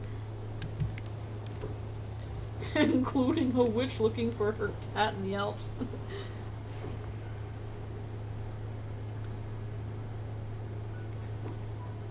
I guess also part of the issue with, like, Disco Elysium is it's really hard to separate it from, like, its context of, you know, this is a world that's kind of, you know, between apocalypses sort of thing, and, you know, life's really hard and dealing with very, very politically charged, you know, situations. Like, Disco Elysium absolutely is, you know, lays very thick in the politics, and I feel like it would kind of lose something if you ignored that. I'm sorry, I will run that joke into the ground. That's why that joke is so funny, because, like, the whole point of Disco Elysium is that it is not some, like, twee, oh, you know, there's no stakes involved in this sort of thing. Part of what makes it work is that it is an extremely political game. That is why it's good. It's because it makes you think a whole bunch about, like, communism and liberalism and all that stuff. You gotta give it the fangs. These are the fangs you get.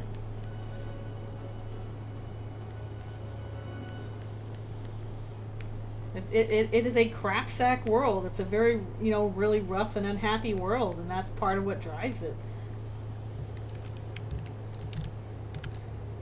Games like you will think about capitalism. You'll think about it.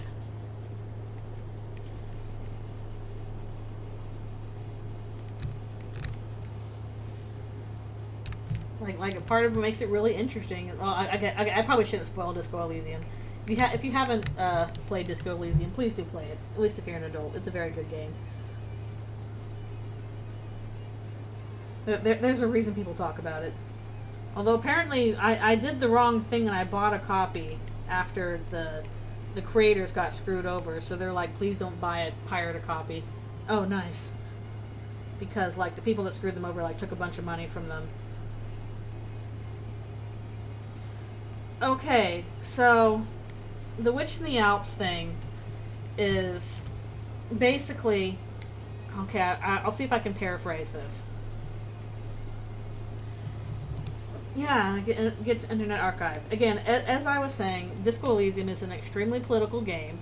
It's pretty dark. It's got lots of heavy subject matters, including things like, murder and hanging and drug abuse and alcohol abuse and assassinations and gang rape and, political assassinations and blah, blah, blah. It is a heavy game with a lot of politics going on in it. That's part of what makes it really, really strong.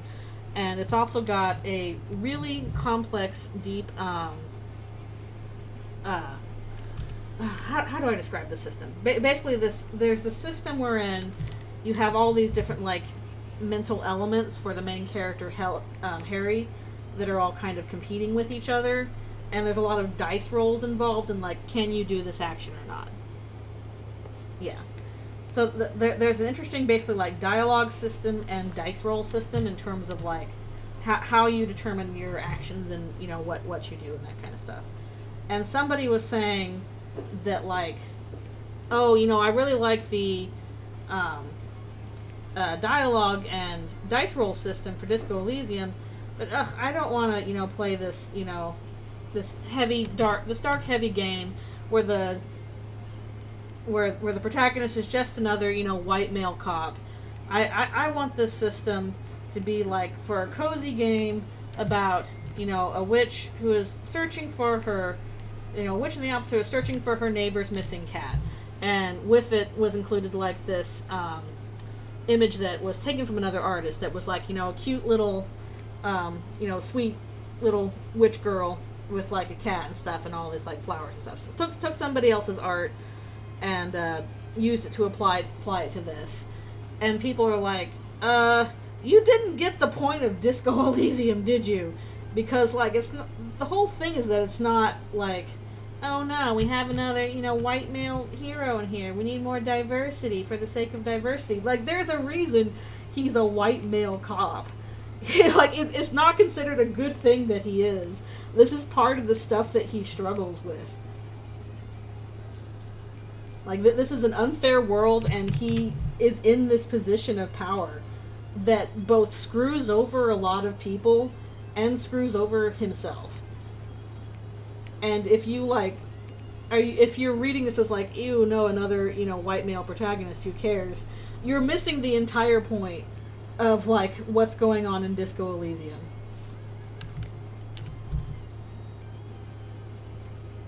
Basically, yes, you want diverse characters, but again, there is a reason why the guy that you are controlling is a guy with, police power and stuff like that.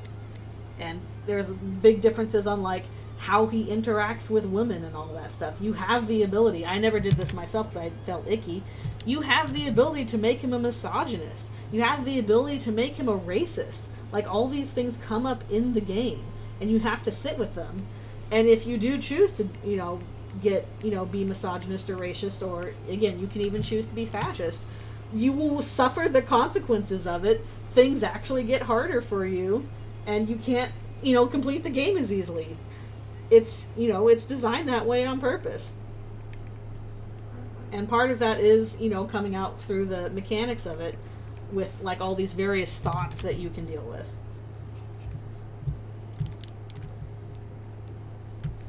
So that's why people make the joke about, you know, Witch finding your neighbor's missing cat in the Alps, is that it's taking, again, a very complex, dark, political, on-purpose game like Disco Elysium, and the mechanics that are designed very specifically for this, you know, this dark world, and being like, well, what if we, you know, gave it like this twee thing that, you know, really has no stakes and kind of false representation.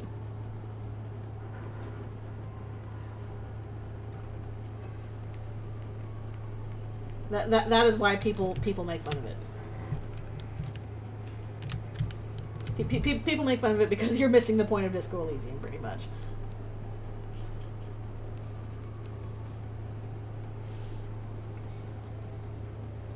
And yeah, getting into, like, game preservation and stuff.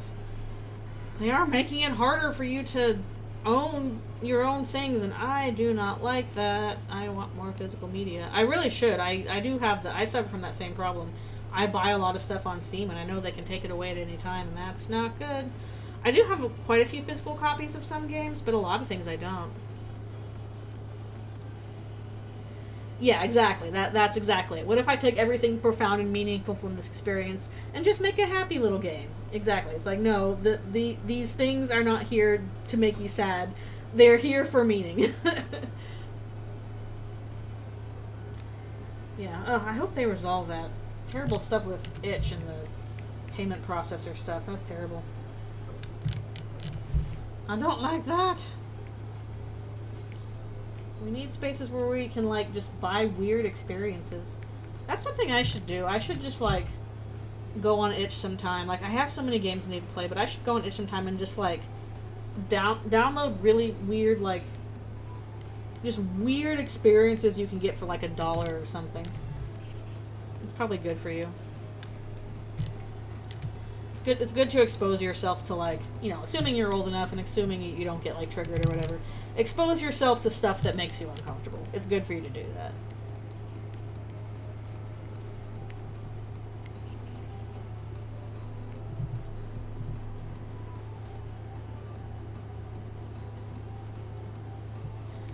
I know, it's really hard to find CDs. It's really hard to find CDs. I should buy more stuff on just, like, Bandcamp. I want it to actually go to the artists and stuff. My main problem is I don't, like, a lot of the times when I go to Bandcamp and I'm like, oh, I really like this song. I want to buy this song off from this artist. They don't really sell, at least from what I've seen on Bandcamp, they don't usually sell individual songs. They'll sell the whole album. And I'm like, okay, I just don't want the whole album. I'm sorry, I just want this one or two songs. It probably depends on the artist. Some artists might sell it individually, but I think a lot of artists sell things in albums, at least on Bandcamp. And I don't use Spotify at all. Yeah, it is hard to find CDs. That is what I used to listen to all the time before streaming, and I didn't really even have an iPod when they were popular. I would just download stuff on the CDs and make CD mixes or buy CDs and do that. Have some Enya CDs. I'm like, what did I listen to when I was in high school and I had CDs? So I listened to Enya a bunch because, you know, that's nice and soothing. Bunch of Christian rock because, you know, Christian kid. So parents would get that for us. So I had like Jars of Clay and Lifehouse. We had that. I had the Lion King Broadway soundtrack, which I really liked. Yeah, buying DVDs is good too, or Blu-rays. Exactly. And you might luck out, I'll tell you what. You know what I have on DVD that apparently you can't find anymore? Over the Garden Wall. I just, like, a long time ago, I saw it on DVD, like, at a Borders or something. I'm like, oh, I love Go Over the Garden Wall. I should buy it. And I did, and now apparently, like, it's impossible to find on DVD. So I'm like, well, I'm hanging on to this as long as I can.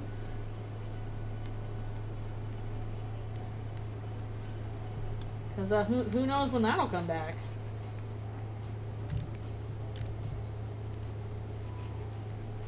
Nothing, not like Cartoon Network tends to show it. Yeah, they can just like remove something you want to watch, and it's like, well, do you want to watch it? No, it's gone. So having things on DVD is nice.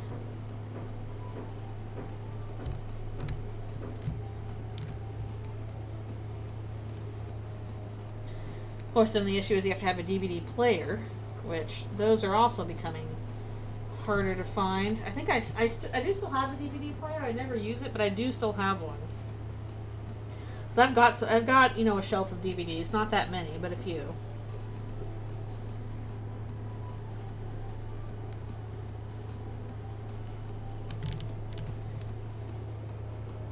Yeah, there was like a window of time where you could get like DVD and Blu-ray releases. Now it's gone.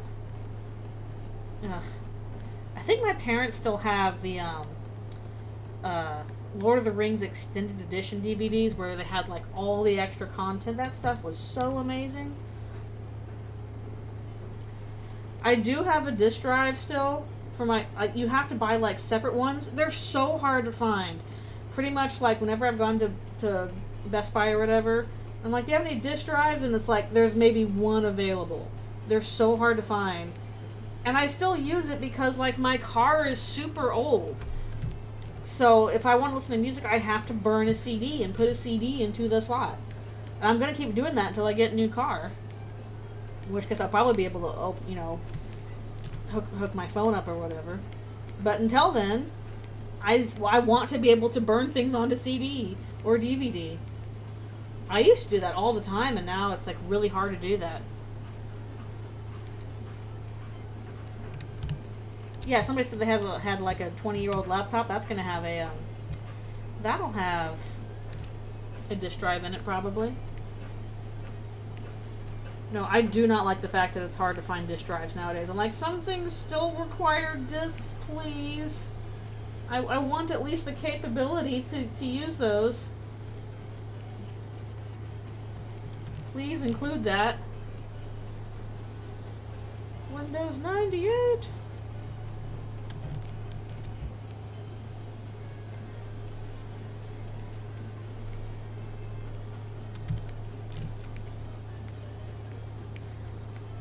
I've never actually owned a laptop.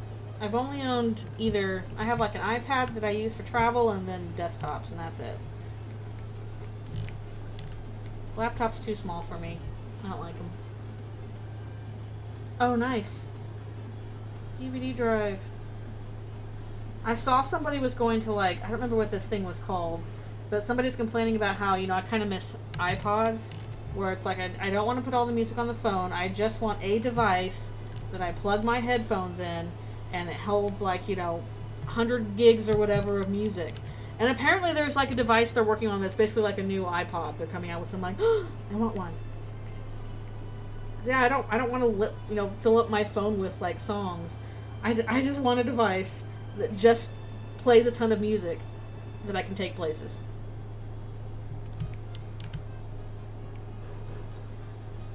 Yeah, I guess they're handy if you need to take notes. Again, I have an iPad for when I travel.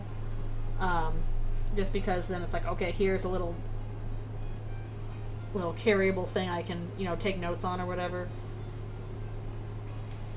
But for the most part, I usually just use a desktop. Oh, PSP.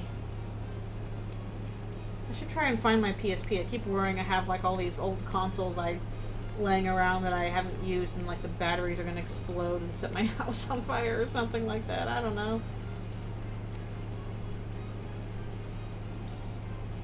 Like, how many of these are like lithium? I don't know.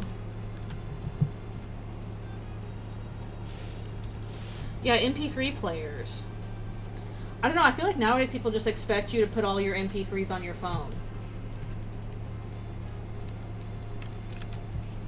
As opposed to like having a dedicated like object just for playing MP3s.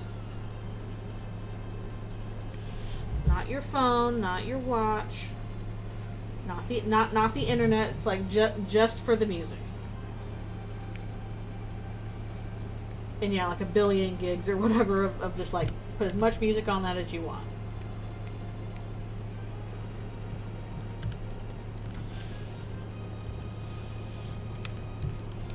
Look, they hug. They do that. It's the Suzelles. They're finally showing up. We'll get some Suzelles in here.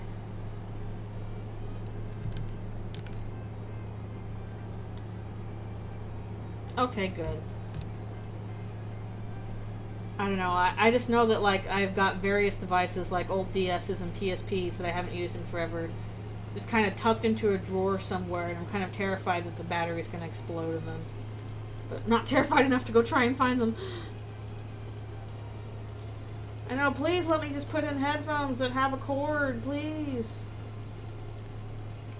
Well, I guess I do like my cordless headphones for, like, you know, Bluetoothing it to my iPad, and then just I like to listen to library books, audiobooks while I do chores. In fact, I just recently finished the book I was reading or listening to, so I need to get a new book. Oh, I need to go to the library and get a new book.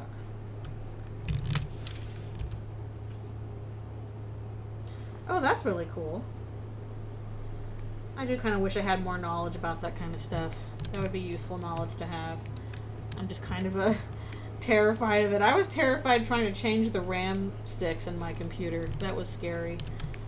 I'd need to get over my computer fear first, I guess. Alright, it is time for another stretch break. And then I'll probably do a little more. Maybe we'll just finish up this in the next page, depending on how long it takes. Not that much more. We're almost done because I gotta take a snack break soon enough. Yeah, that's what I'm scared of. I'm scared I'm gonna find my PSP and like it's gonna be puffed up. Then I'm going to be terrified. I have no clue where that stuff is. It's buried in a drawer somewhere. I'd have to like really go digging through it. I'm scared of the exploding batteries.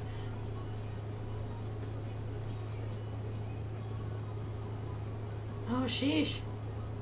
Oh, that's terrifying. Like, I know this would be useful knowledge to know. But, I'm so busy with art projects. I got so many Eldritchrune scenes to do. So many.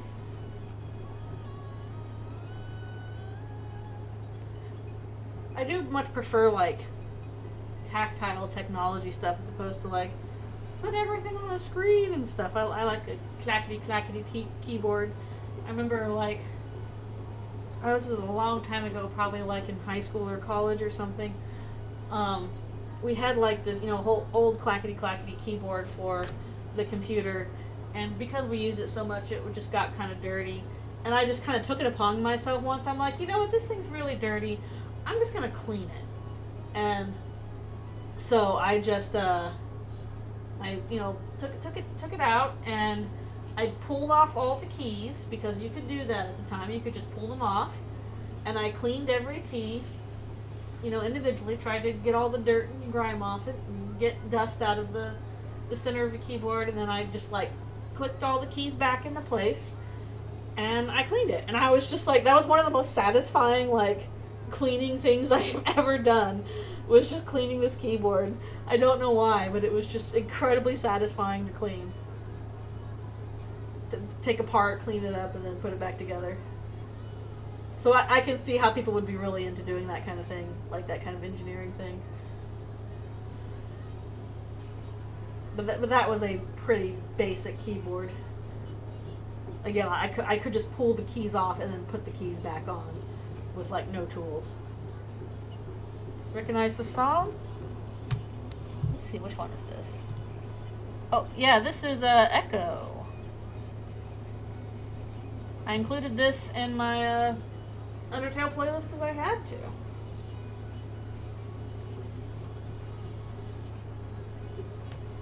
It's Echo. By, I'm pretty sure this is Vocaloids. Oh yeah, I have music going. I have my Undertale Eldritchrune playlist going. It's just very quiet.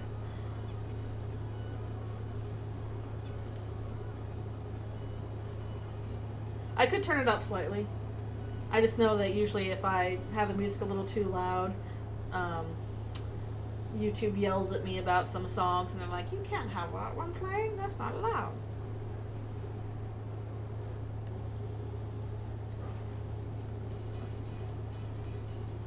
But I can turn it up if you like.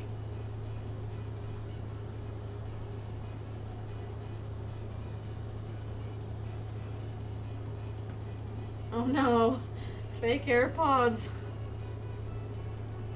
You ever wonder if, like, that meme that was going around for a while, the meme that was like, oh no, he can't hear us, he has AirPods in and the car's coming, was that like a sly little ad from Apple, like, make you think of AirPods?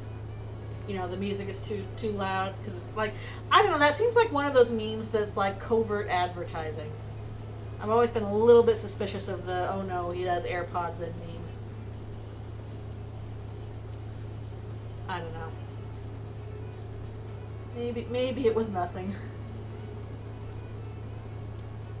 That's an old meme too, that's from a while ago. Alright, I'll do one more stretch and then I'll be right back and we'll do just a little bit more. Just a little bit more.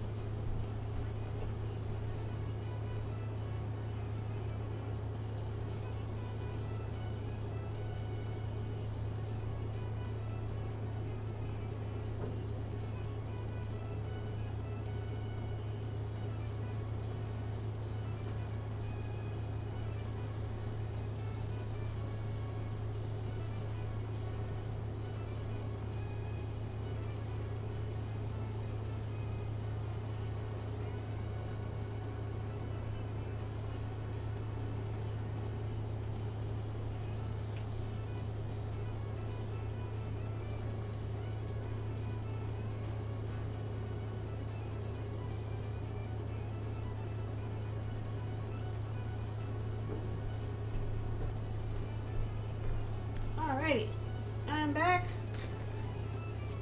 for a little bit more draws, and then I must stop for a snack. We're close to finishing.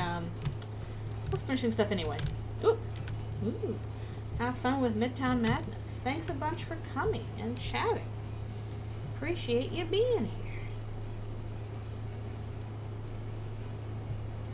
Yeah, we're close to finishing off. At least the first round of character bases. I have to do the second round of, like, you know, Chris being a little person, a little guy on top of Susie being a giant thing. Yeah, thanks a bunch for coming and chatting. Appreciate you being here. Here's our big demon.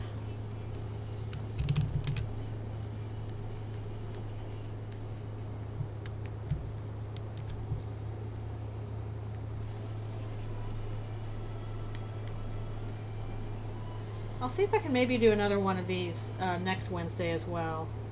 Depends on what I have available to work on at the time. I'm sure I'll have something. Actually, I do know I have a bunch of backgrounds I need to do cleanups for Eldritchrune's ending. Honestly, probably might end up doing a lot of background work on stream, because I know at least that is spoiler safe, pretty spoiler safe.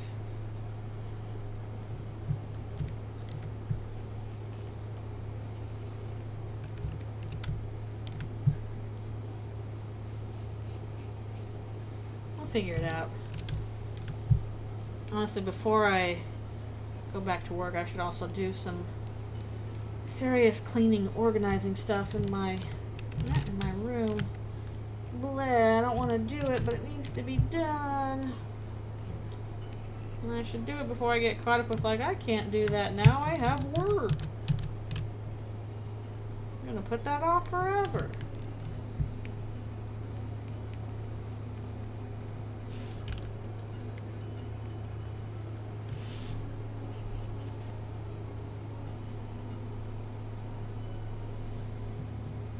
Oh, I wish I had 37 Susie plushies. Man, what I would do with 37 Susie plushies.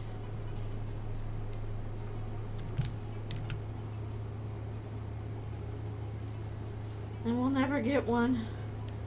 At least from at least an official one. Sad times.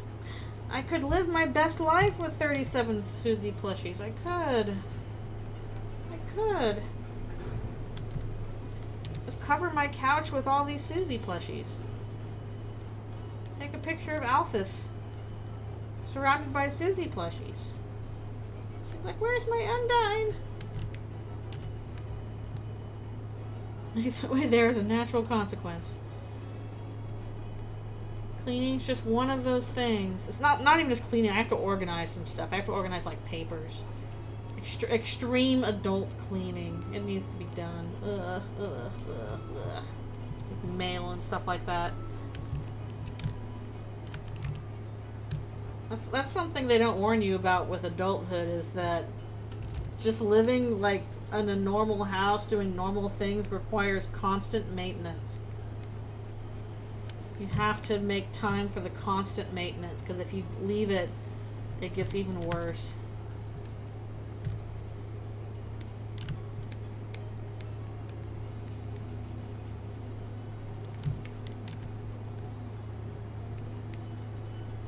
It's like, oh, are you eating in your home? Well, be prepared to do the dishes all the time.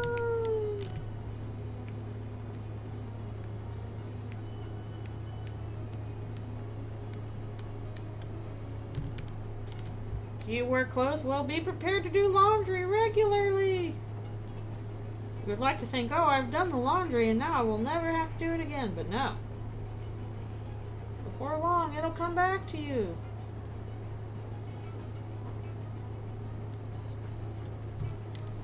It's true. If you are not an adult yet, this is my warning to you. Adulthood requires constant maintenance.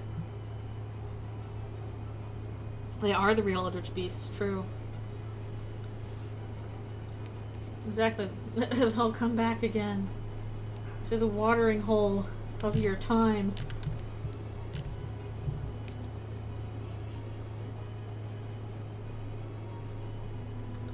Yep, exactly. Sisyphus, but the boulder is his laundry.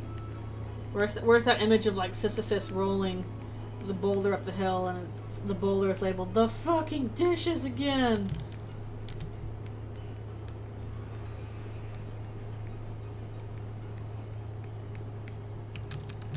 Why I gotta put on a book or something while I do chores? I'm like, well, I'm doing this again, but at least the book I'm reading is different.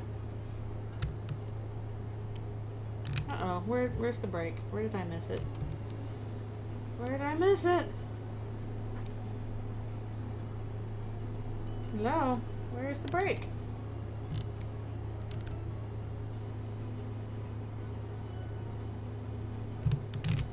Hello?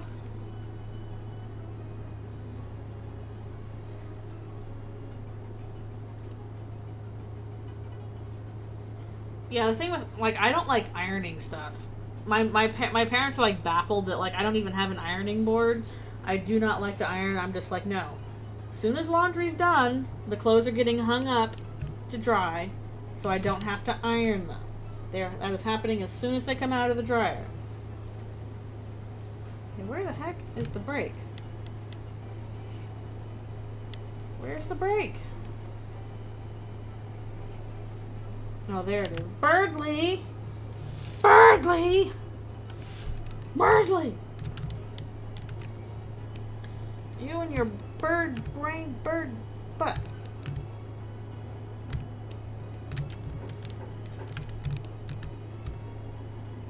You think you got everything, and then Birdly.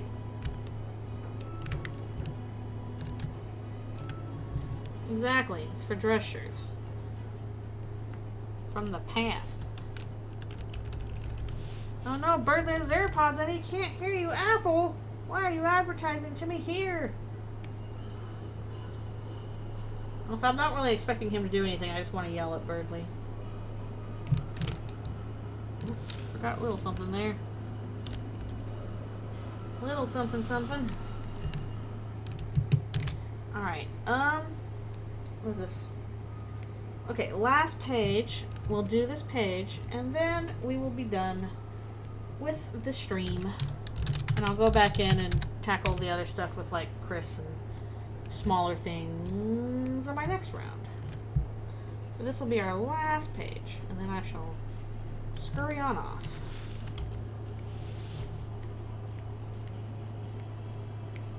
Here's Caddy and Jockington. No, we're not the tail of hell.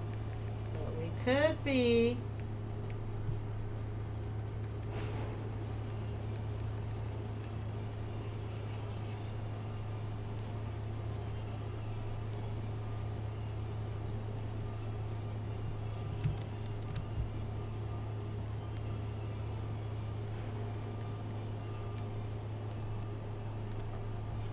I do hope we get Caddy and Jockington in the Dark World next chapter. At some point I gotta make a bingo card for next chapter. But I kinda wanna wait and see what new information we might get from newsletters, since we're getting one next month. Yay! Even though I have no clue what to do for Undertale's anniversary. I'm sorry, Undertale. I don't know what to do. Exactly.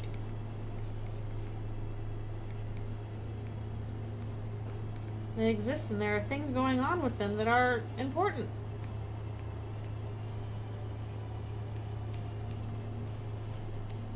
Can't depend on just voice blips. Gerson was an important character, and he was dead.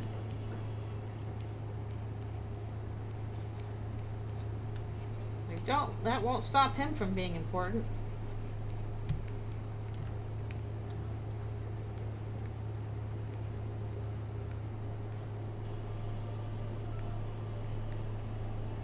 Man, too much.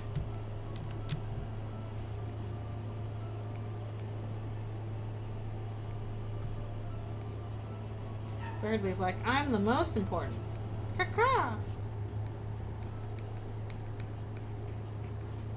That's why the code's written on me. Caca!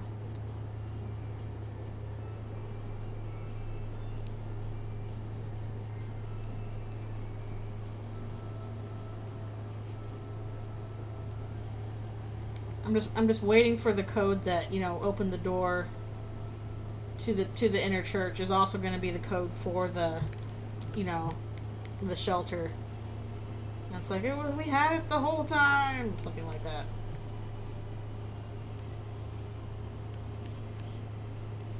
I'm just waiting for it.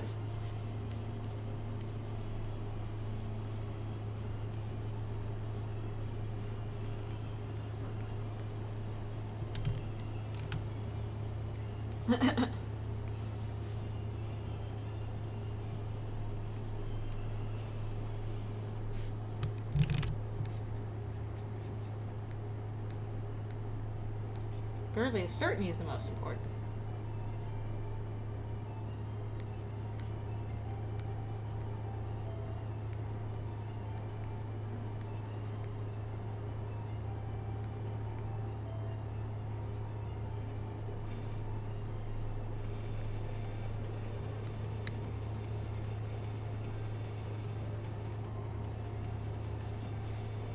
Because he's got so many little points sticking out, I'm certain I'm gonna forget to close a gap in his feathers again.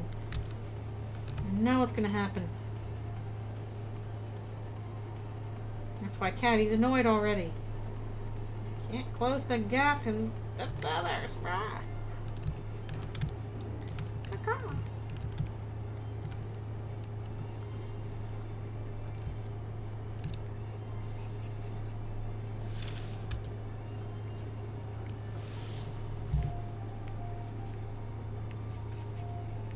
I want to do more scenes with, like, all the beasts together, but because they're all so complicated to draw, it always takes longer when I include scenes with, like, all of them doing stuff.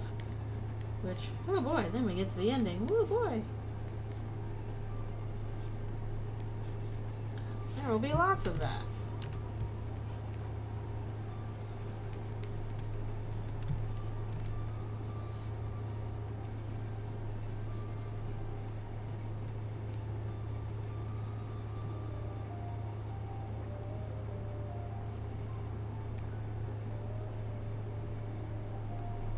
I'm just very glad I got that one problem I was having with the brushes fixed, because that was driving me nuts.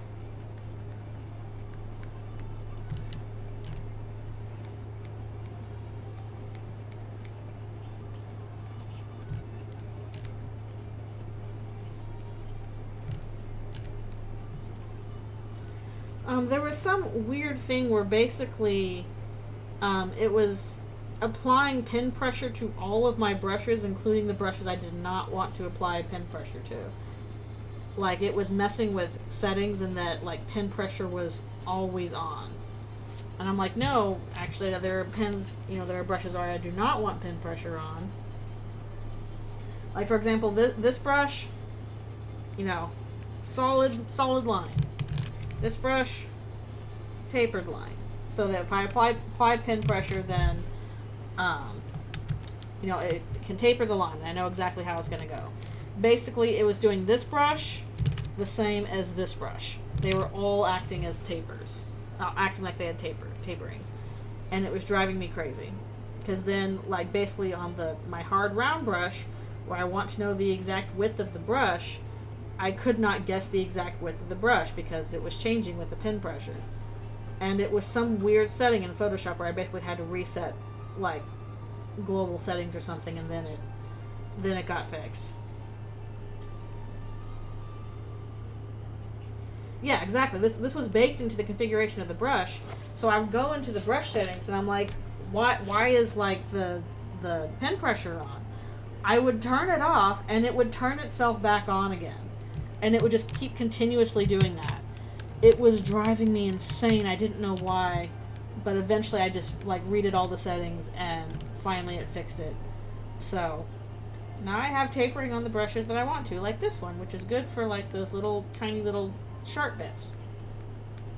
Where I can control how much pressure is going into it and then switch to the main brush where I can control the width of it. I'm like, is it going to be a tangled nightmare? It didn't affect too much. It's the kind of thing I should have done earlier. I put up with it for way too long. So I was like, I don't know how to fix it. Finally, I'm like, I can't stand this anymore. I'm looking up how to fix it. And luckily I found a way.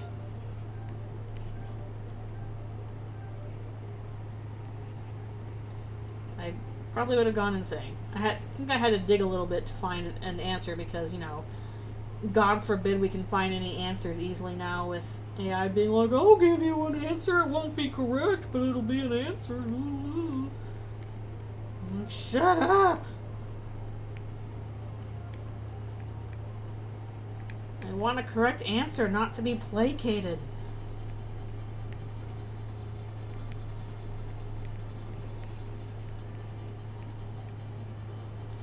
You gotta find a lot of stuff on forums and stuff nowadays because it's really hard to find correct answers just Googling. They made that impossible.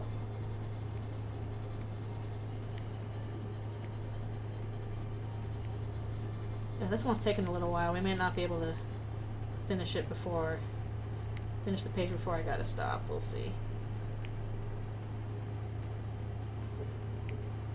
It's those antlers again. As usual, Noelle's antlers making things take a while. Noelle, I love you, but I do not love the antlers I designed for you. It's entirely my fault.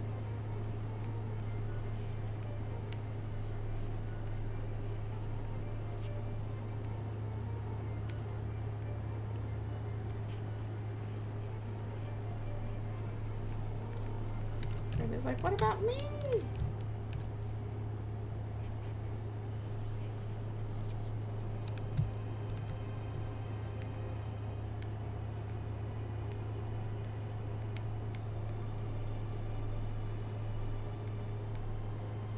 At least they're doing a cute little hug.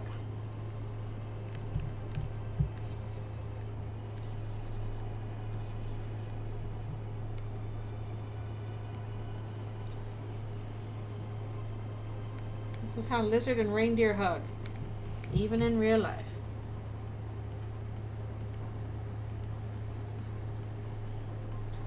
I think the only way the antlers would get simplified is if they were completely, like, knocked off.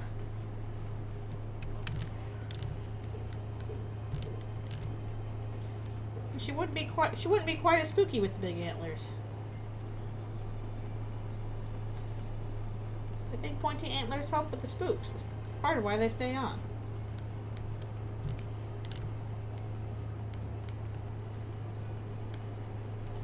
At my own expense.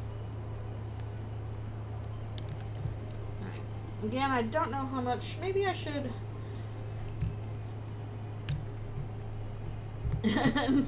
With a belt sander. No! I don't know if that would be necessary. They're made of ice. Can you really belt sand ice? I feel like it would just chip. Does anybody, like, how do you make ice sculptures? Has anybody tried to do that? How do you usually do that?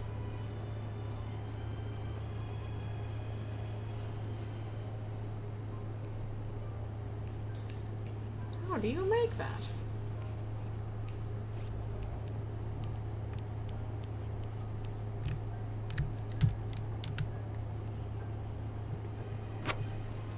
When you have a belt sander, the world is your rough edges.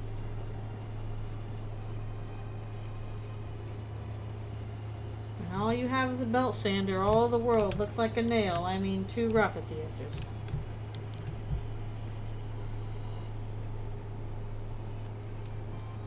Chuckin's like, don't belt sand me! I'm a smooth snake.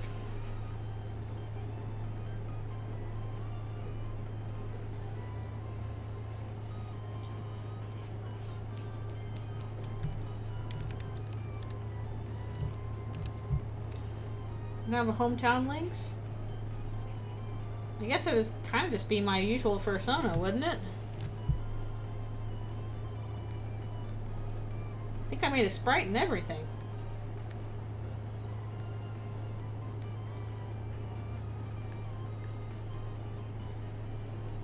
Wasn't the best at doing the style, but I tried.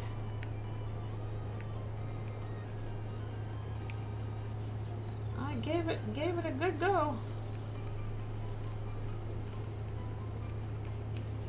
Nice thing about Monsters and Undertale, you can just kind of put your fursona in there and it counts.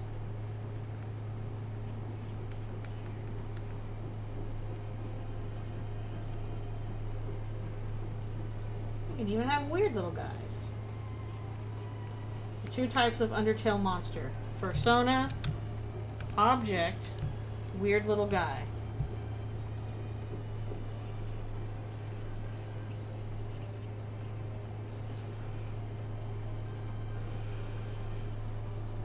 Or I guess traditional Halloween spooky thing. Undertale's great for self-inserts, for better or worse.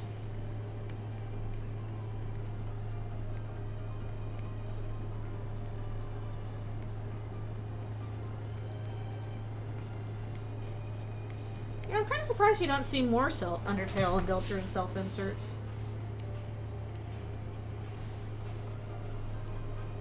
It does have some, but I don't see it as often as I do with some other fandoms. Like, I don't know, probably My Little Pony is my best example on that. People like to do pony sonas quite a bit.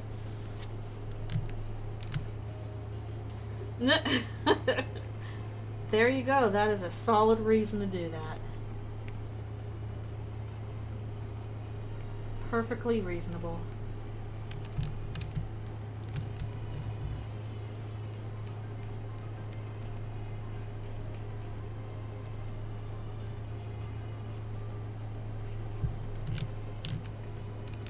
Yeah, unfortunately I'm reaching the end of my half hour of drawing anyway, so I probably will not be able to finish this page, or at least not on stream. I'll finish it later.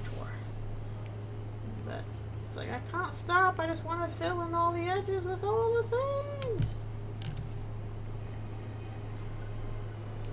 I wonder where that meme first started, the Among Us.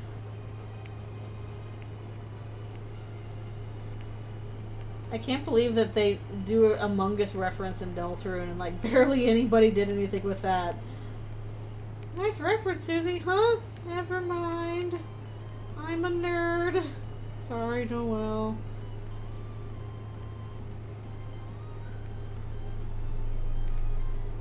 So now we know Among Us exists in Eldritchrune. That's good news. Or bad news, depending on how you feel about Among Us. Among Us. The sus.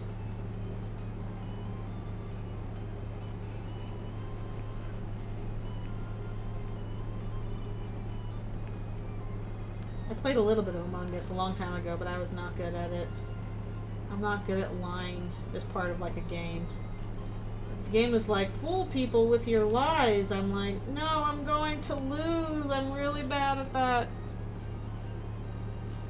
No. Oh yeah, I did remember that. We removed the Among Us reference. I like how in the most recent patch notes it's like, for bosses that strike down with a hammer, there's only one boss that does that. Toby, just say Gerson. It's the only boss that does that, unless you're worried about spoilers.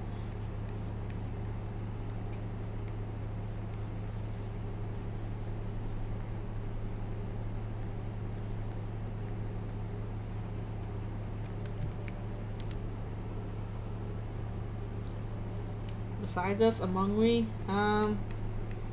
let's see, what's the legally distinct name? Among we.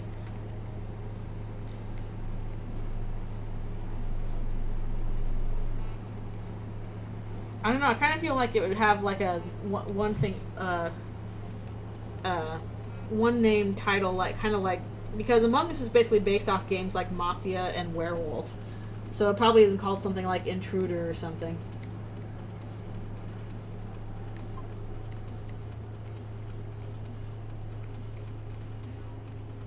Or Sneaky Boy. I don't know. Okay, I'm gonna have to finish this page a little later, but I have hit about the end of where I can go.